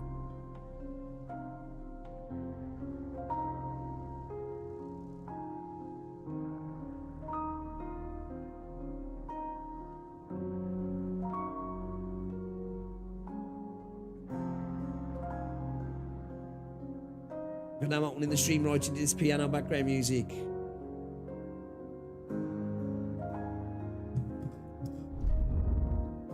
What happened, Teresa?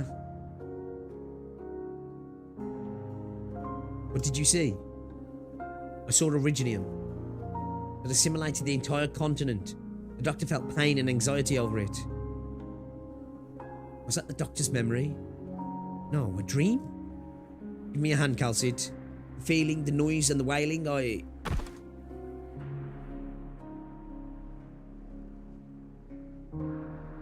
Teresa? Told you that Originium once decided the distant future of this land. There were two choices. We were to focus on tangible suffering, catastrophe, or apathy, casting our eyes towards what that future brought too much difficulty and too little meaning. The doctor chose one of them, the future that the doctor spoke of to me, personally. I cannot forget that future that the doctor described. Never in all these years. The other cold and empty thought has often shot up my spine in the middle of the night over the past 10,000 years. I cannot speak of it. You can sense my anger with your power. It means that Civilite Eterna exists outside of the boundaries of language. So, Teresa, you saw a future that you are not willing to accept. I hope you, Civilite Eterna, can change the course. Only you can. You saw the side of myself or the doctor that is strange to you. Calcit? No, Calcit, that's not what I meant. The doctor's feelings towards Amia, towards us, towards you are sincere. That is the truth. Trust the doctor, and trust me. I will find the answer to what is tormenting the doctor, and when... Doctor? Doctor, you're awake. Bro, got up like Dracula. You know? What happened to me? You fainted as you were leaving the deck with Amia. Where's Amia? A little shaken, but she's fine. You're still in bad shape. What were you thinking? I want to cure Amia's neuropathy. I want to change the present state of the Sarkas. I want to walk among the civilization that I helped create, taking the vitality of new life, something that we once had, but have long since lost. Even if everything that we see, all that we know, all that we cherish no longer exists after a millennium.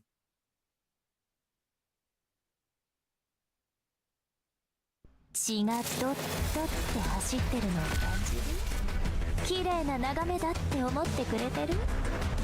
この戦いの結果に満足してもらえたなら、 I've still got so many questions. You know?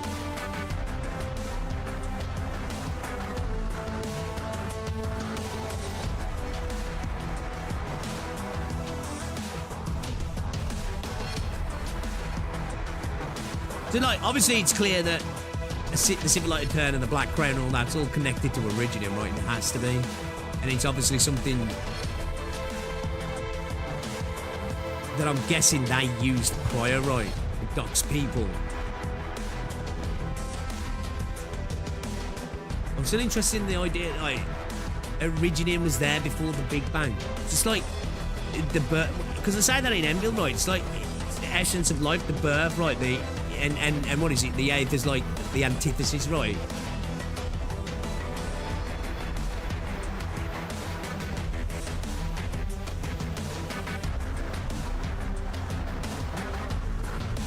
I think you misunderstood the Big Bang a bit, Bix. Did I? Even more, you'd even more have to get into the side stories. You're never going to have more until chapter 15, really? I think she meant was information, not Originium itself.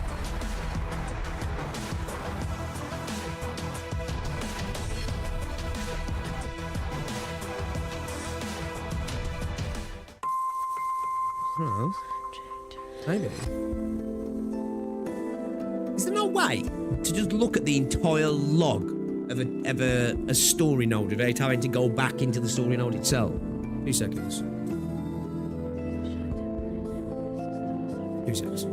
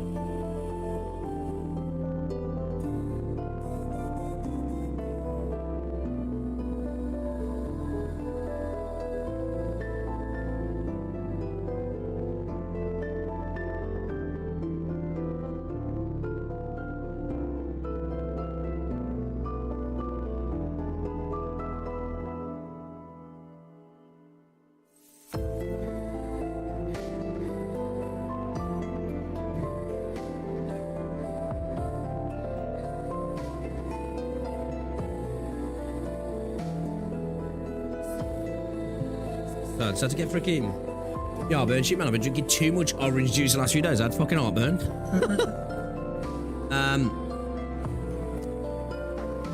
So yeah, like, I need to reread those lines regarding Big Bang and that. So like, was it like the essence of originally the baseline information for like what it can become, what it can be created? Because obviously, my assumption is that like they created it, right? Obviously, what they did because the way the dog talks, and like when I think about what I know of the Doc's peeps now, they came here in a whole rush, right? So they obviously crafted it for some reason.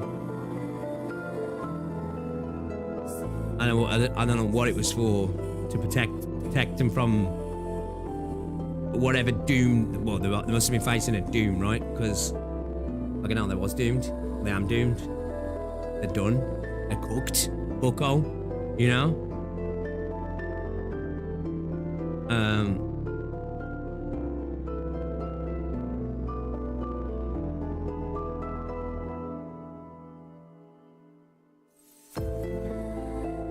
I'm trying to think as well with the name Originium. What does it entail?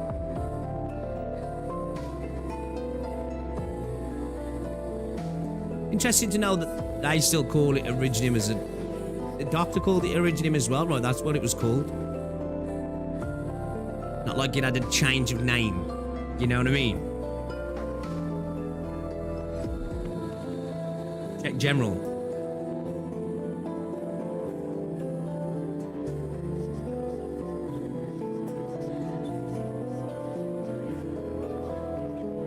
What's this? Oh, is it,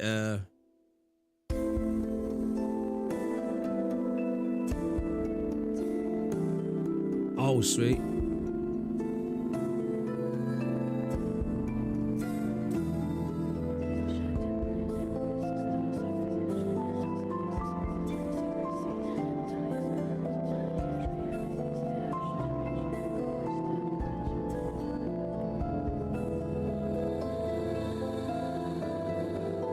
You guys can't see these, can you? You can't see these, but I'm just reading back.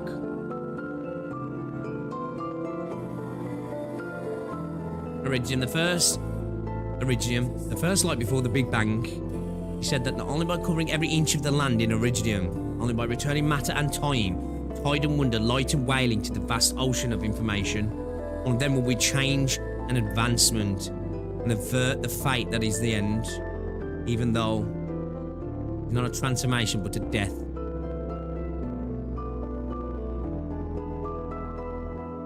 A transformation, but a death.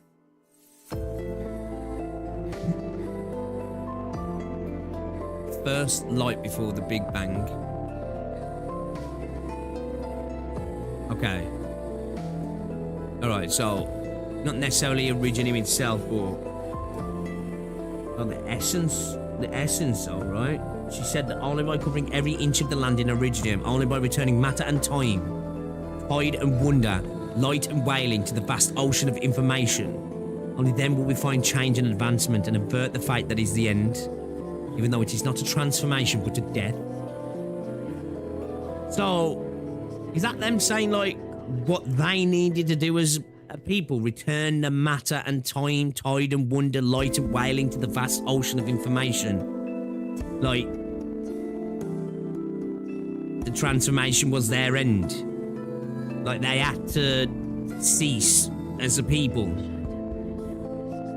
to continue. And that's what terror is now. That's what the people of terror are now.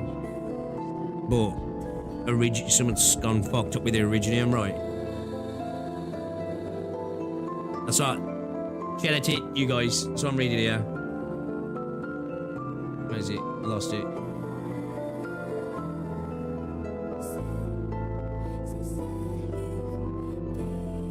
Shout out to you guys for this. Well, I'm gonna have I can probably look at that later.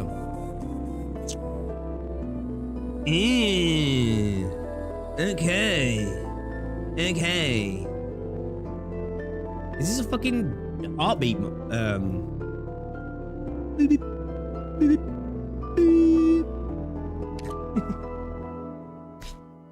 Oh, we got a lot of transverse plates here.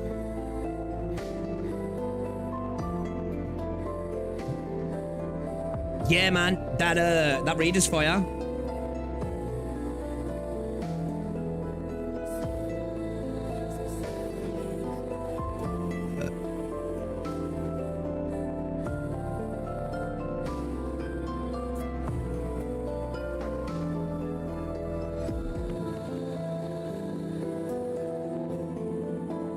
Man, I'm loving this. Like, again, so many lore implications, and I feel like I'm discovering stuff. You know what I mean? It's like, obviously, I know you guys are further and you're expecting, you know, me to know more, but I'm discovering. You know what I mean? Heartbeat, what are you talking about? You drunk? What is it then? It's like a fucking... It's like a BP monitor.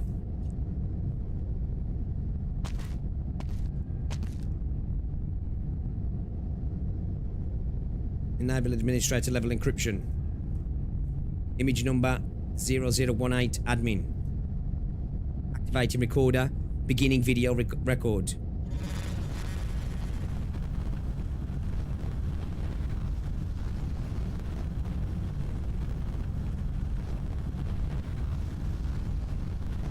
While I slept, the ruins of our homeland nurtured new life. Originium is what guides their development. While I slept, the ruins of our homeland nurtured new life.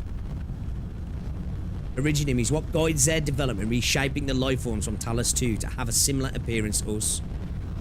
Okay then, so I was right. Oh, wait. Reshaping the life forms from Talos 2 to have a similar appearance to us. What did they come in, like arc with like long ears and stuff? So what, like, the beasts of Talos 2 became the people of Terra?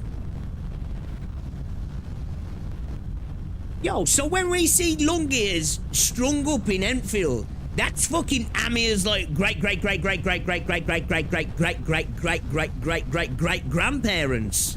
That's fucked up. That's fucked up, that is.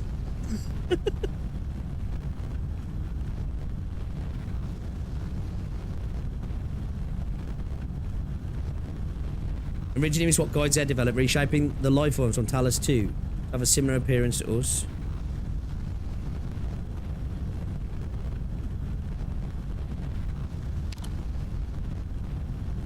I am rather fortunate. I've been able to leap across the millennia to communicate with them. I've even considered myself one of the people of this land for a time, experiencing their past and future. But in the end, I am not of here. I have even begun to feel uneasy about Teresa's efforts. If the Originium project ends in failure, no, even if it is merely postponed for some time, Teresa Calcit, even the future that I promised to Amir, the inhabitants of this planet, some of the new life forms known to us, but illusions that will break at the slightest touch. I've been lying to them and to myself for a very long time now. But how will I explain to Calcit or to Teresa or Amir? To tell them that all the pain they have been through is the key to their salvation and they must stop fighting.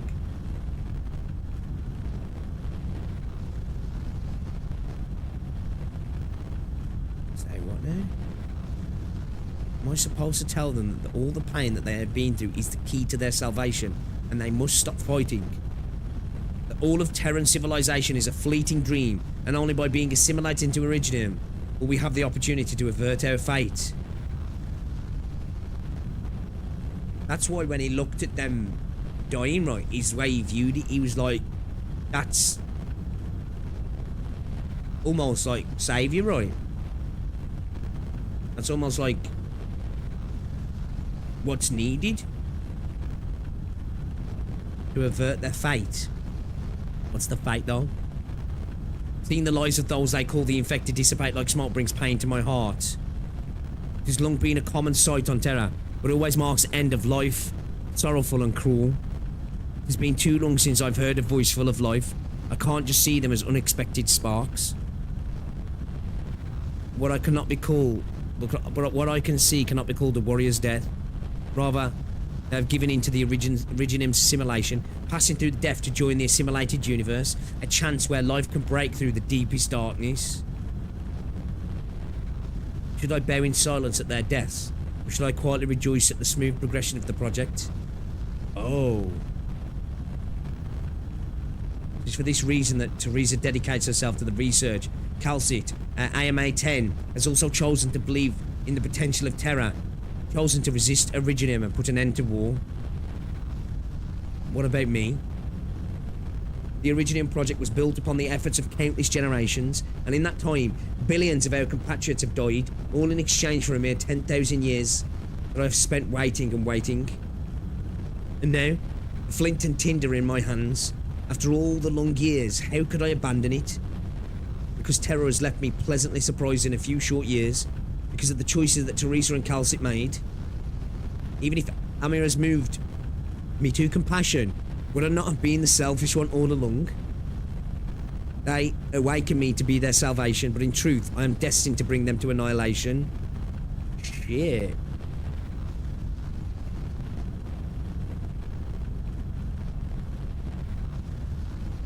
They awaken me, their destroyer, as if I were their saviour.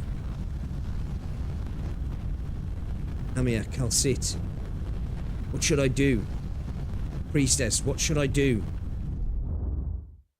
Perhaps I should reveal everything to Calcit and Teresa. Originum's led them down roughly the correct path. Arrogant though it may be, this has been sufficient for these souls to perform a new kind of miracle. Perhaps I must re-examine Teresa and Calcit's plan. Babel's research has proceeded faster than expected, but Terra's political structure is rather primitive, and Babel does not yet have the ability to transcend the barriers of race and nation so that it may represent Terra as a whole. Believe in Terra. Believe in the people to build their own future. Carry on with the project. At least the vestiges of those who came before can live on with it within Originum.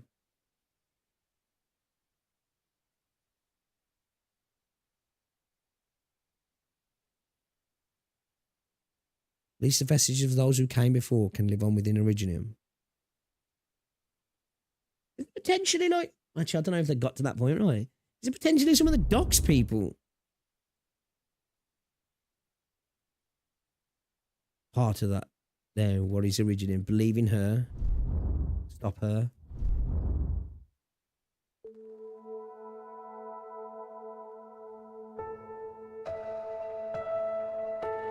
What's that?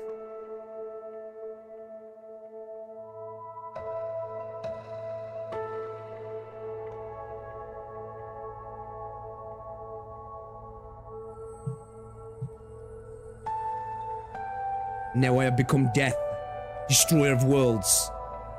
How could I ever blame you? I understand your dilemma. Our debates are far beyond what those little life forms known as humans could participate in. Those little life forms known as humans? But this is the only way. You and I both know that much. Perhaps we still have time before its return. We can envision things together, achieve them together, describe anything and everything within the boundaries of the universe together. I hope that in those fragile moments, you'll always stand by my side. You will, won't you? Was the doc not...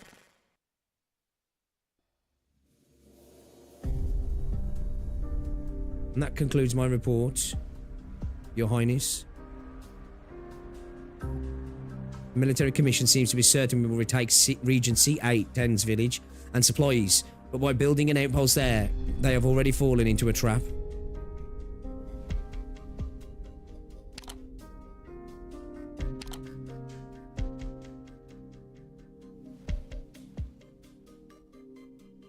Those little life forms known as humans could participate in. That the rest of the people who was being kept alive by the preserver. But, well, they're not the same as the doc then. For them to do something different.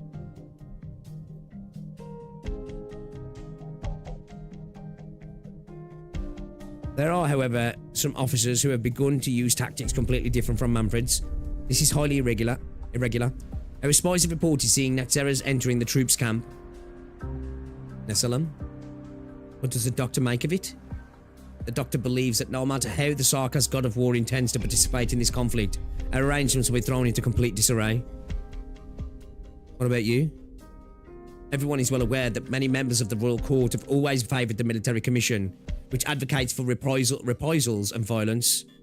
But on account of certain restrictions, ones that you might even call rules of convention, none of them are willing to participate in the civil war. If the sovereigns were to decide to wage war upon us in Kazdel, those Sarkaz who have yet returned would once more be unable to find Babel on the map. Practically speaking, if the court sides against us, the military gap will be concerning. Plus, those that support us are, for the most part, not warriors or soldiers. For many of our troops, this is the first time they have either ever held a weapon. This is why I must speak my mind. No matter how you look at the facts, our situation is changing dramatically. I understand. Keep monitoring the Naxxera court. If Nessalem is no longer holding back, then Durakarel is likely to act as well. 3 weeks in a row, the Rose Riverside has no canoes. Rose Riverside is the most excellent spy network. They are able to deceive anyone they so wish, except for their sovereign lord. Tell them to pull out immediately. Leave Kazdel if they must. Lie low in other lands. It will be done. I'll take my leave then, Highness. The Royal Court. They possess the most direct capacity to use force. Nessalem only agreed to hand over command because he was promised a war that would reshape the land. Although rather troublesome, it is a challenge that we would have had to face sooner or later if we were to achieve all that we hope for. Babel does not blindly reject violence. It is clear to us all that, if necessary, we must use force to defend our beliefs. But this also means that the Sarkaz will further devour themselves, venting the hate they hold for the land by setting themselves ablaze. It will mean the end of us. This is what I was saying, right? Defeating the military commission will not solve all our problems. We must give closure to the Sarkaz who have grown up knowing only hatred and suffering in other regards as well. As for Europathy and Originium, we... Please enter. Your Highness. Your wounds have not yet fully healed, Ascalon. There is no need for you to make your report in person. I've recovered. Besides, this is top priority. Haldera's team has successfully intercepted a witchcraft decoder. The Doctor has already begun deciphering our enemies' codes. I believe we should see results soon. I'm starting to learn more as now. Understand, like, Haldera's thought process sometimes. Because, like, in previous chapters, I've always been a bit like... I sort of get where he's coming from, but I'm like... It also doesn't make sense to me, but now I'm understanding how, like, the split began in Kazdel. It's kind of making a bit more sense to me. Do you know what I mean? Is that so? Inez, W, you have done very well.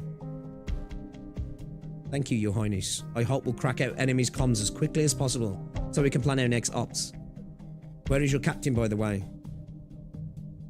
Haldera took a few flesh wounds. Nothing too serious. He's getting treated in the infirmary right now. If that is the case, then I will not waste your time. Go to him. Of course. Thank you kindly, Highness.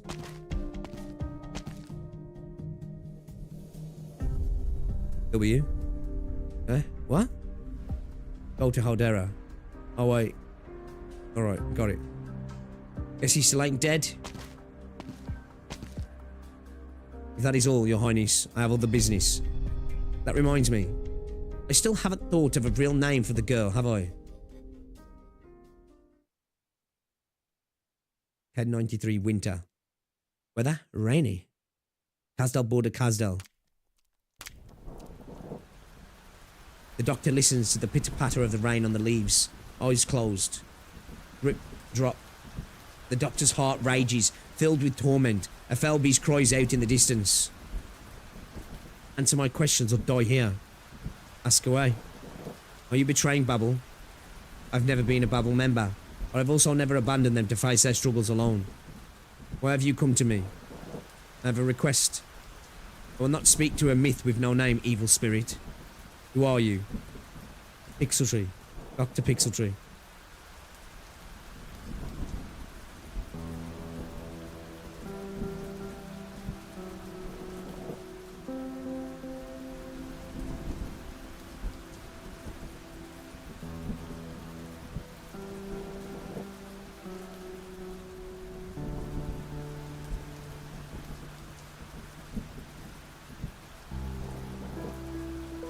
Theresis lowers his weapon, the rain falling from the corner of his eyes onto the earth. He does not look at the one who invited him to this clandestine meeting. Instead, gazing upwards at the colossal statues of so-called heroes. Statues raised to commemorate the founding of the nomadic city of Kazdel by the pair of twins. Even after 100 years, his stone self still stands sword drawn by her side, despite the best efforts of the Catastrophe and the Storm. Not long after she had crushed the rebellion that sought to destroy the new city, the joyful people of Kazdel invited us to witness the unveiling of these two statues. Heroes. They were to watch over the border we had marked with their own two hands for generations to come, warning our foes, welcoming our friends. I once swore an oath to her below the statue. My sword would behead all who stand against her. The doctor stares at the statue of Theresis, gaze unbreaking. Does the military commission not stand against her? No. There is no part of Kazdel that has truly risen up against her. Her foe is me, and me alone. And what of you? Theresis looks at the figure before him, rainwater gathering at the helm of a long hooded coat, rhythmically dripping onto the ground. The shallow puddles below ripple as falling drops strike down. Or to remember that most Sarkas who once lived here have long since died, lost to history. There are only a handful left who know how to find this place. You came here on foot. How far have you walked? Very far. You have broken the witchcraft cipher created by Manfred Steen that he's so proud of. I did that a long time ago. I just never told anybody. Even Teresa believes that I only began my work recently, meaning I'm in possession of nearly all of the military commission's battle plans. Shit. Bro's a menace? So I created this opportunity to meet you, alone. You are confident that I would not kill the strategist who poses the greatest threat? I am confident that what I'm about to offer is worth enough that you wouldn't. Technology that can control Originium. How far can you go under so much pressure from Victoria? How do you plan to completely change the Sarkas and even this entire land? It's just mad in it, in a sense, like the doctor that's is fighting against his own machinations.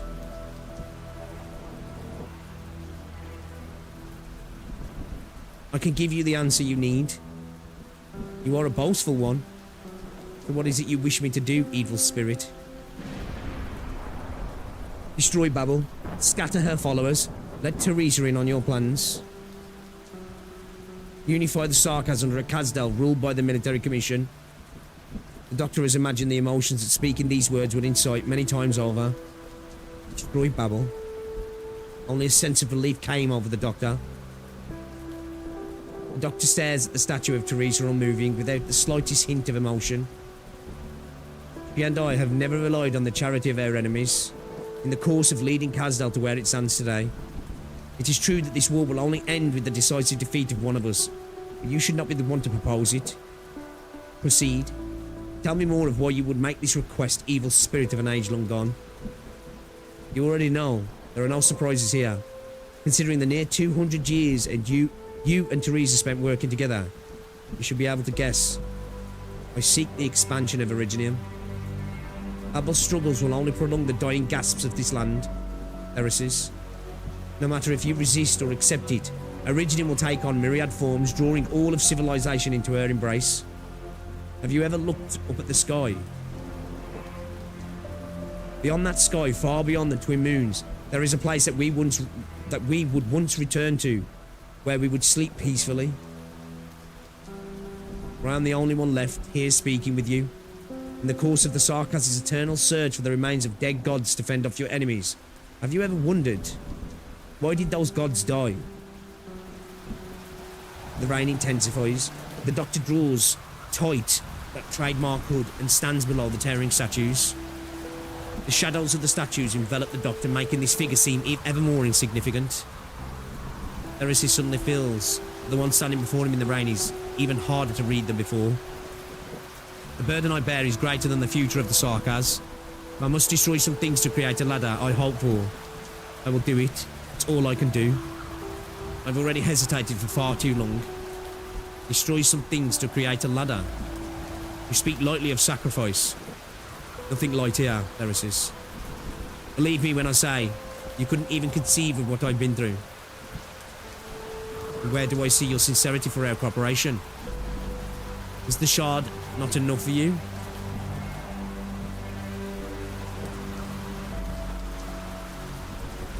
Yo!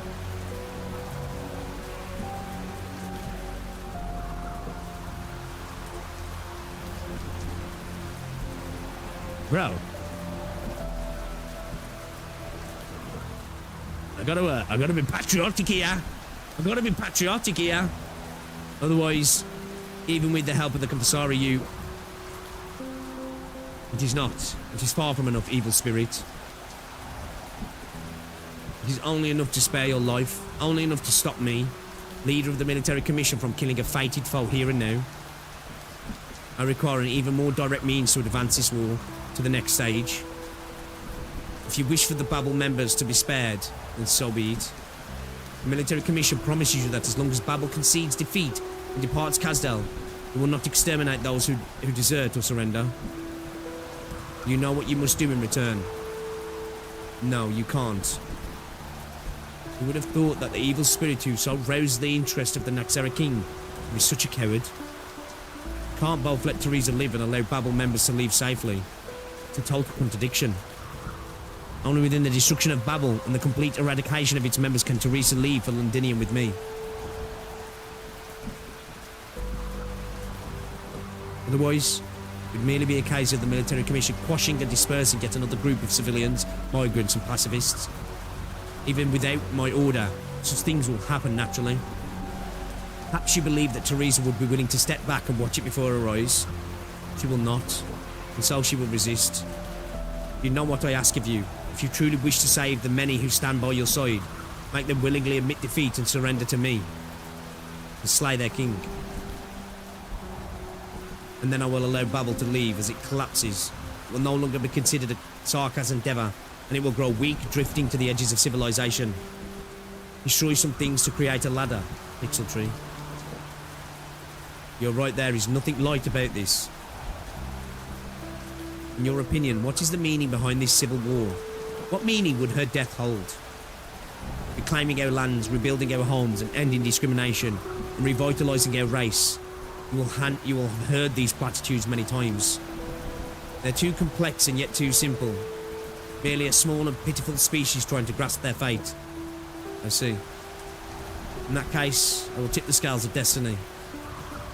Destroy Babel, divide them, weaken them, allow them to return to their former lives so that they can know a moment of peace in their final century. That way, we don't have to kill Teresa, or at the very least, we can minimise the loss of life. Fretting over violence serves only to stifle you. You understand the Sarkaz better than most, but perhaps still not so well enough. I have a question myself, Dr. Pixeltree. Evil spirit of a bygone age, you call yourself a giant, a god, a supreme creator, one who can dictate the fate of the Sarkaz. Are you the only one of your kind? I am. That is good to know. Go now, without guilt, and do what you've decided to do. If you worry there will be no one to tear you down from your lofty heights, or judge you your sins, don't. I will do it, evil spirit. Until there are none left to toy with our fate.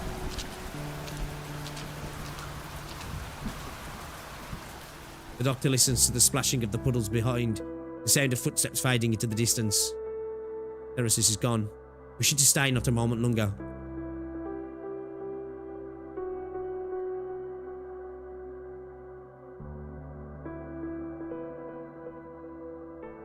Holy shit. Like, fuck, damn.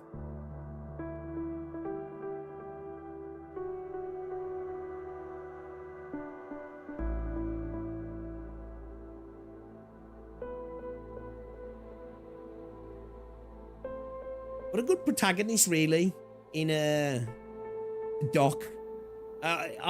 Ken was right, you know, like, because obviously I'm a big fan of like Bell, and I said, you know, I like Silver Palace as MC, and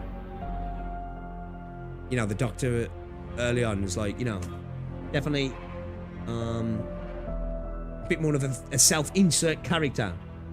Do you know what I'm saying? Where it's not really the case, right? It's like, man, damn. They did the trope well as well. Like, side tropes can be done well, right? You know? The amnesia trope. It's kind of done well. A lot of games fuck that up. It's just for the sake of, well, we need to introduce you as the new guy, right? But like this actually,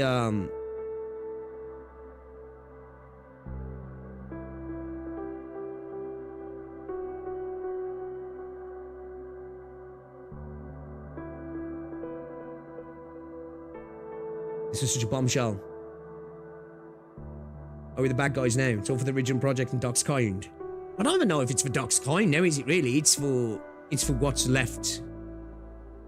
Well, of everything, it seems, right? Whatever needs to be done, it needs to be done for something far more existential than war, famine, you know, disease. It feels much more than that.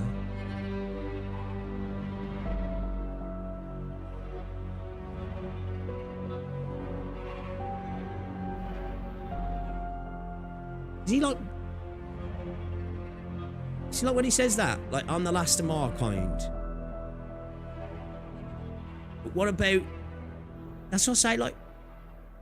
Were the rest his kind? Because I called them just... She called them just, like... lowly humans, right?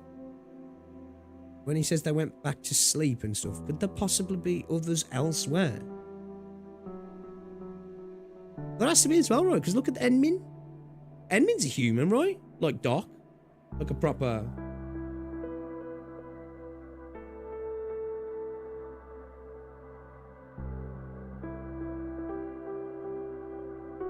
Once the Preserver watched over all died. Yeah, they all died, yeah. But that, were they like the lowly humans that she spoke of? Are they different? You know what I mean?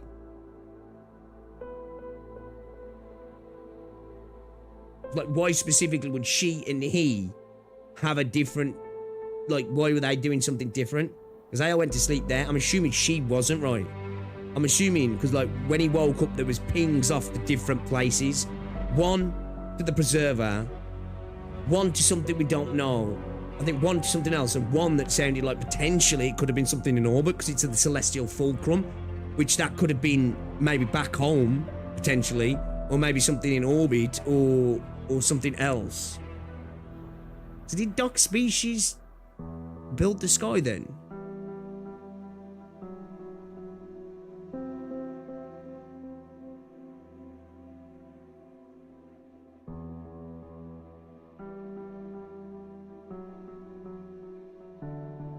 The issue is also the translation. Sometimes human does not necessarily mean human. The other Emin is a creation by Doctor and Priestess. His full ability to control raw Rigidium suggests they're not Terran.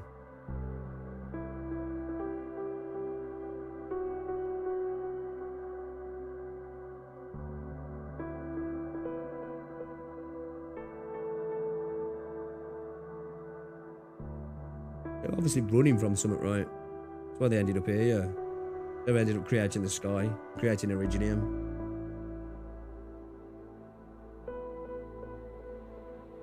It was to hide until Iridium became what it was meant to be, right? Either something that would spread throughout everything, or act as an ability to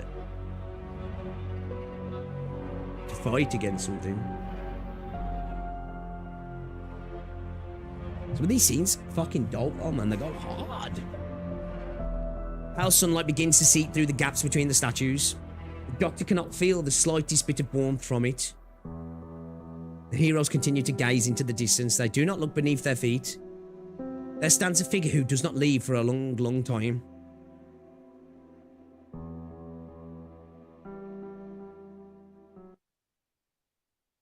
Hey.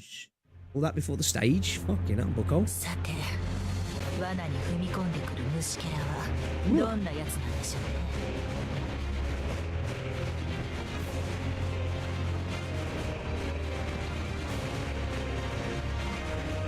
聞いて。 How many chains can you link?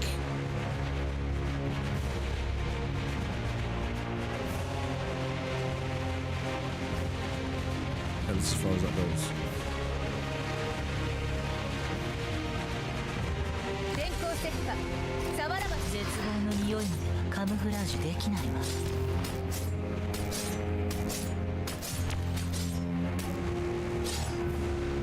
I got this.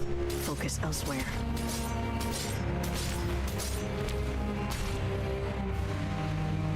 You know the plan. Move to intercept.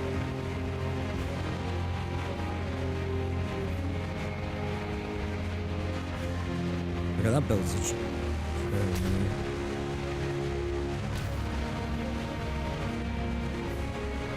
This is weird. こういう時のザクロちゃんの次。 You stepped into my domain.「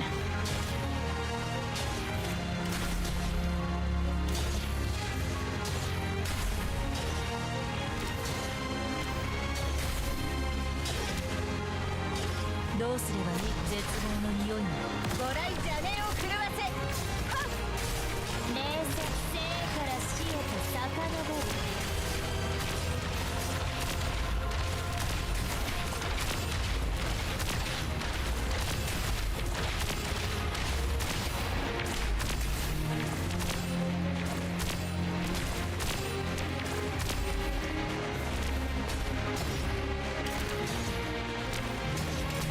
Doc's audio log from the AOG after Babel. It says, targets one of your units, continuously dealing arts and burn to the target, and all operators connected to that unit by stabilizer chains. Okay.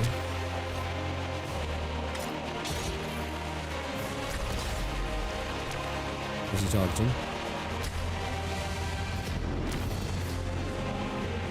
Can I place? What's it doing here? They only remember right behind you. ね真の像から湧き上がる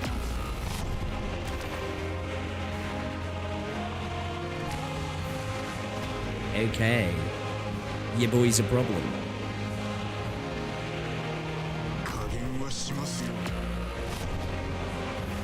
I got cooked. I'm gonna leak.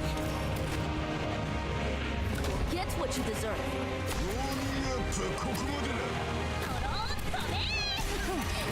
まない力を入れすぎた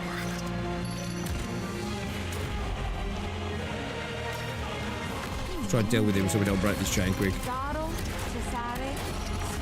He's a little bitch in him. No problem.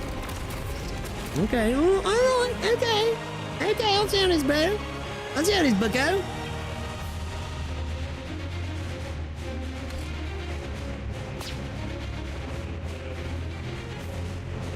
What's bro what we're doing over here?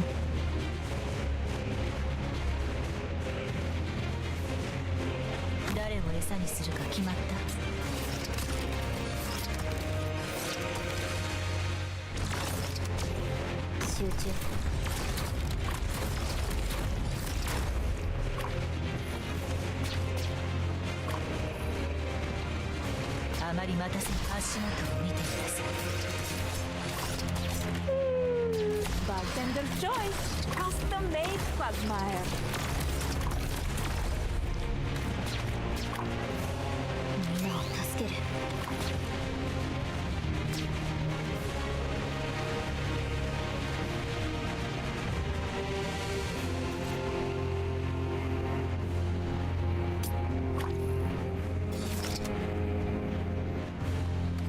Arrived at designated position.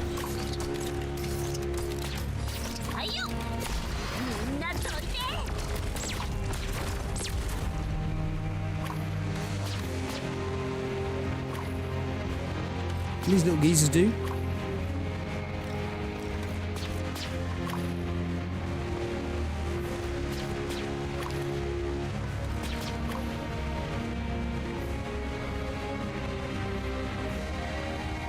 I got this.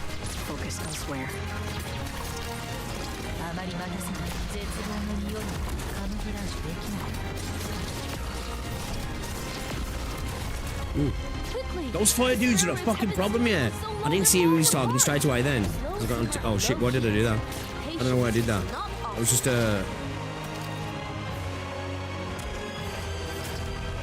Monster 座標について Well, that should help.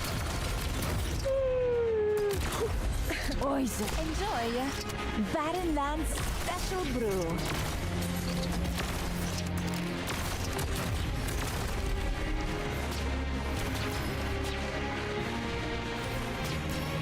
Well, these might be an issue, yeah. Lappy and Watcher to deal with them, right?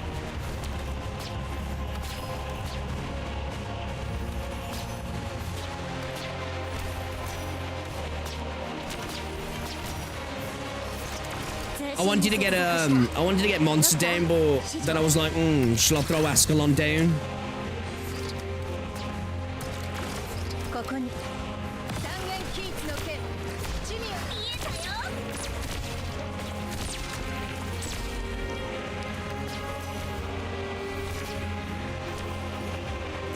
ここですか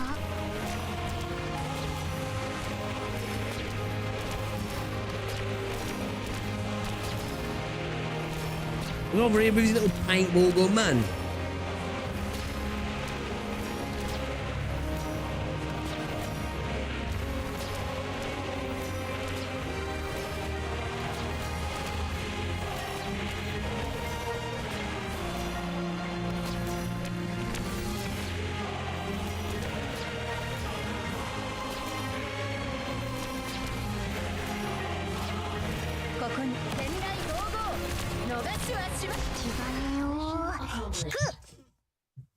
You got theories on Enmin? Babel event so far? Yeah, it's been awesome, man. And the choir comes on in the song, it's so insanely hype. Yeah, I was gonna throw a monster down, but then I was like, shit, actually. Shall I chuck Ascalon in? Hold me. 2 seconds, guys.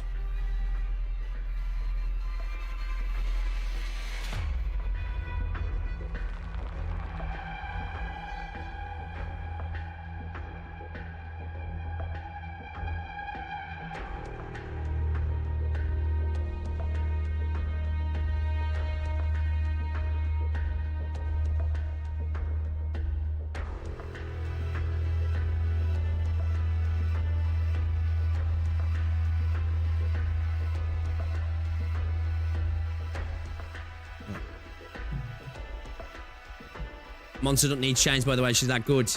Early 1094. Nomadic city of Kazdel. Kazdel?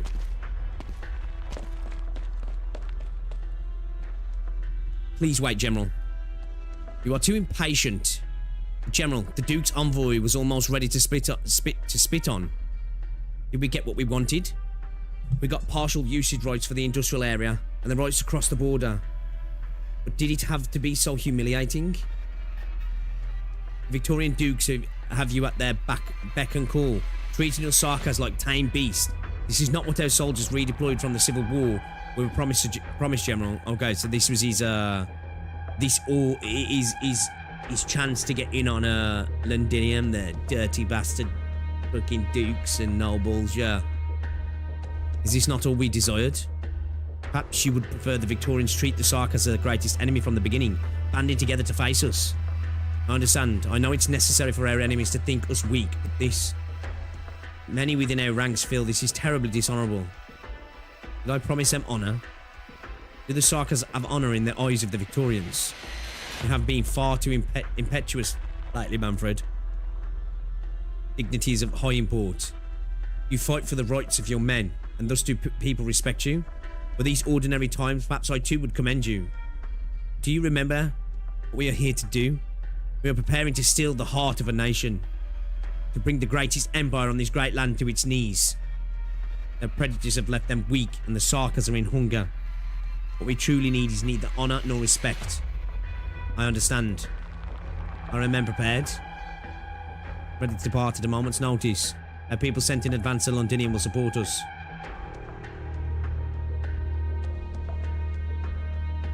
The final deadline for our arrival as dictated by the Duke of Cavendish's request is fast approaching. We can set out at any time. Good. Then we march to destroy Victoria.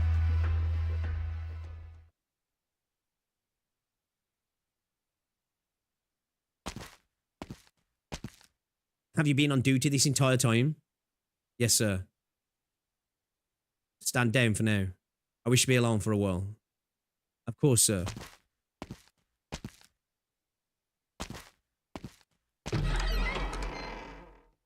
Once the guards leave, Manfred takes out a wine glass he had placed to the side. Care for a drink? You never drank before. I still don't. The General has ordered me to learn Victorian etiquette, all preparation for our upcoming duty. I've learnt rather recently that those nobles pair every meal with multiple kinds of wine, each requiring its own unique glass. Remember when we were young and the General led us to an ancient battlefield for swordplay? The night was cold and only after the General had made some soup did we realise we had nothing to hold it in. Thankfully the battlefield is nothing short of spent shells, and you use those to fashion 4 cups. You, me, the General and Her Highness carrying cups made out of shell casings while sitting in the front of the fire. I remember. It was a peaceful night. Just like this one. The frigid moonlight of the late winter falls through the window. Manfred rests his hand upon his sword hilt that was equally as cold. The air is still, and the two of them can hear the other's heartbeat. You're going to Londinium tomorrow. I know you wish to see the General. And you couldn't, otherwise you wouldn't have come to see me. I gave up. I found that when I caught a glimpse of him from a distance, the first thought that came to my mind was that I should kill him, there and then. Then you should applaud yourself for maintaining some reason. And so you decided to come to me? I heard you've improved your swordsmanship. Why don't we see for ourselves? I've never been able to best you. Don't beg for mercy before you've even fallen. There was the time when we fought in Her Highness's study. We knocked down an entire bookshelf and the General took our weapons away and made us tidy up the room within 30 minutes. I know that you did it on purpose, wanting attention from Their Highness. Is that so? Ascalon hides herself away into the shadows in the blink of an eye. Another blink and Manfred feels a chill running across the side of his neck. He didn't have the time to draw his sword and fight back. He didn't have the time to even think about fighting back. Perhaps he was too tired. If I cut your neck here, at least there will be no need for you to die in Londinium. I can just throw your corpse into the furnace. It would spare many from dying on a distant battlefield in a foreign land. If you've made your decision and kill me here, it will be your final chance. You've made yours, I see. The General says you lack conviction, but I don't think he's entirely correct. You shouldn't speak so much when someone has your life in her hands. It is only recently that I've realised I'm not as resolute as you. We have been brought to where we are by the invisible tides of fate, but ever since the day this war started, there is no going back for us. Then do your best to survive. I won't hold back next time. Silent assassin sews her blade up her sleeve, then slowly steps back into the shadows. Man, she's such a fucking aura farmer, right? Like, biggest aura farmer in the game, I think. Probably beyond that moment with the doc, right? She's just a beast. Like, legit. Neither will I. If only this was our last meeting.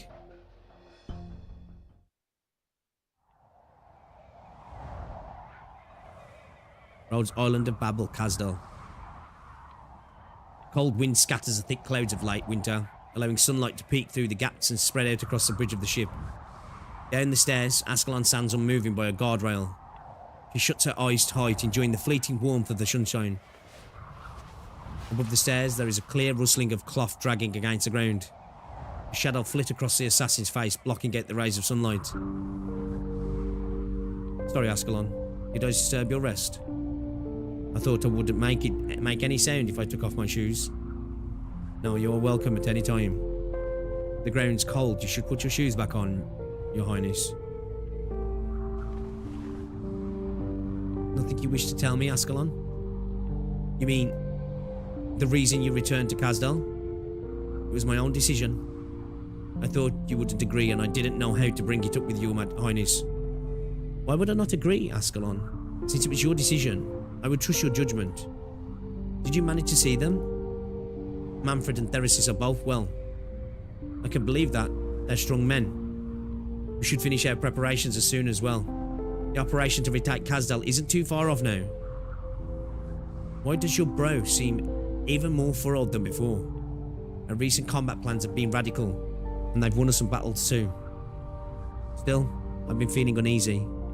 Babel has changed a lot, especially. Yes? The Doctor.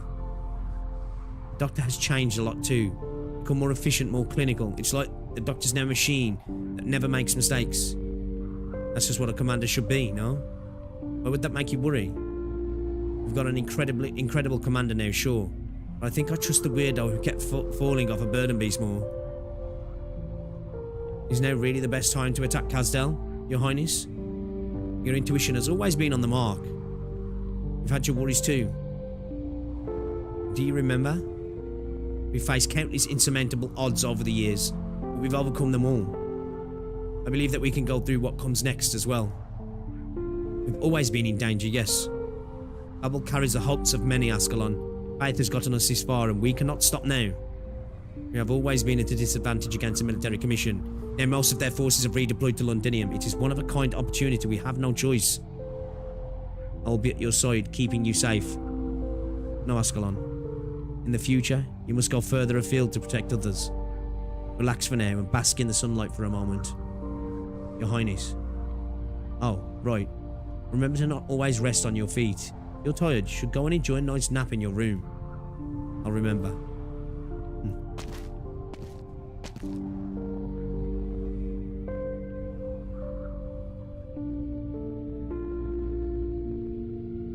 So, with these long-lived ones and some of these ones who are like...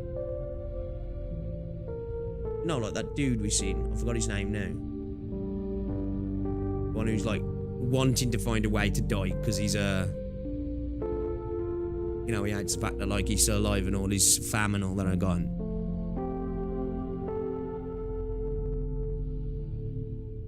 I'm interested to see, because that's all down to like Originium, right? Whether planned or not. Like, what's the reasoning? It has to be, right? Yeah, no, that's the one, yeah.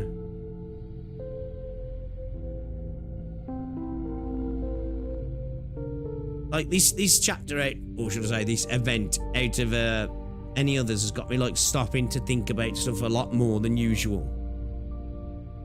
The sunlight shines upon Ascalon's face once more. It is bright and warm, but the moment the shadow faded away, she suddenly felt some peculiar emotion flooding through her chest. At the time, she was unable to describe what it was. It dawned on her many years later on another sunny day. It was an unwillingness to part ways.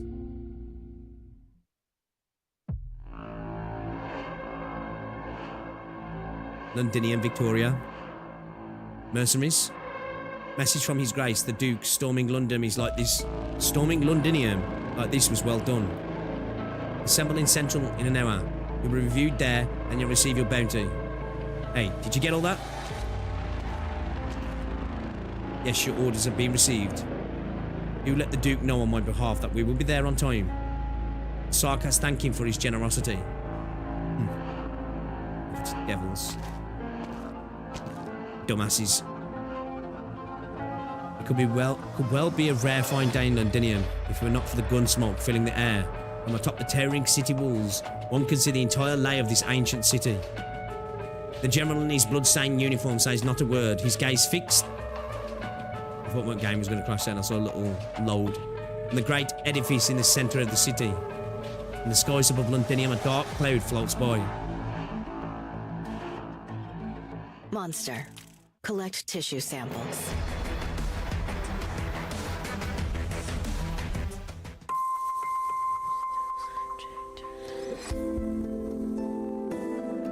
boys. Locked. Ooh.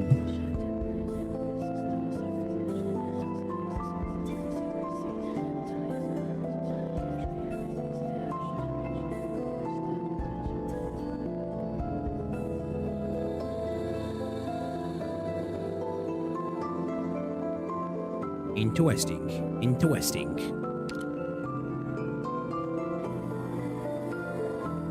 A jit like a heartbeat, right? Yeah, yeah. Good luck with this stage. Is a rough one, is it? We might have to bring out some of the big guns in this one. And we're going to be feeling it. Alright, let's get on with it then, man, because it's half 2. It's half 2, guys. We'll finish this node. Actually, can we get this done in 30 minutes? We should be able to, right? We should be able to.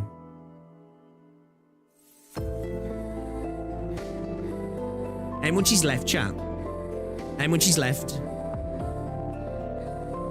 We've got 30 minutes. So it's like, can I squeeze that in? I don't want to have to cut it off through. Say left to do, and BB9 is the hardest in the entire game. 8, 9, 10 story. 3 story. Okay then, shall we? So, I'll tell you what then. It's still long. Shall we? Like, we could do... The football's on at 3, right? So the football's on in 30 minutes. It's best to skip and do the entire thing. Shitty football. Football's good, man. I just didn't know it was today. So... I could watch the football and come back after the football to finish off right in a couple of hours.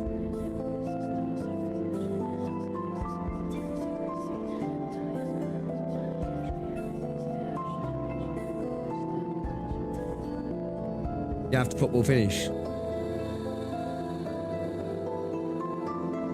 Probably 50 BB, but yeah, I don't want to rush it though. You know what I mean? I don't want to rush it. Like, because what I'll do now is I'll just be like, oh, I'll be thinking things through and enjoying it and taking it in, you know what I mean? Hoyoverse reveals plans to build a self-evolving autonomous AI civilization through its internal AI research initiatives. The announcement came through recruitment and technology event materials shared ahead of company information sessions scheduled for May 15th in Beijing and May 19th, 2026 in Shanghai, aimed at masters and doctoral students. The company stated that it wants to create an independent, self-governing AI civilization built on internally developed foundation models capable of evolving and developing autonomy in complex environments. Okay.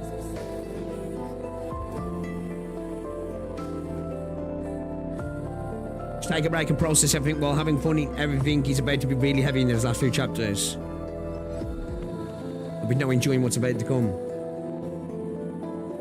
Again, another 2 to 3 hours after the football, it should be fine. Well, yeah, it'll be like the football will finish at like 4 to 5. So I could come back about 5:30, 6 latest. So we can easily get 2 to 3 hours in. It'll still be like 8, 9 PM latest.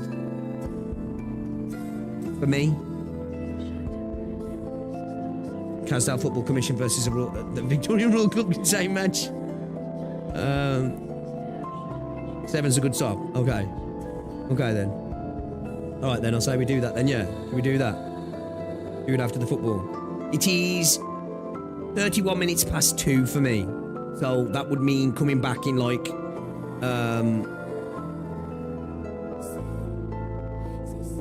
be like 2.5 to 3 hours. I'll be back.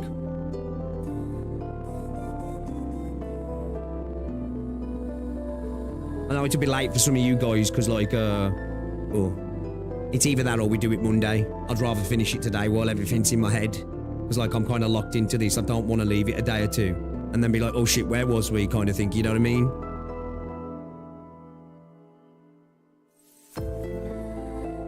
Alright then boys. Alright guys, appreciate you hanging out. It's been a blast. I'm loving this. I am loving this. I'm gonna go watch football then, and I will see you guys in a couple of hours. And yeah, I'll see you guys in a couple of hours. Yeah, probably about an hour maybe two for you. Yeah, so it's 2:30 for me basically. All right, and guys, I'll catch you in a couple of hours. All right, enjoy the rest of your afternoon, and I'll see you in a little bit. Yeah, appreciate ya. Get off.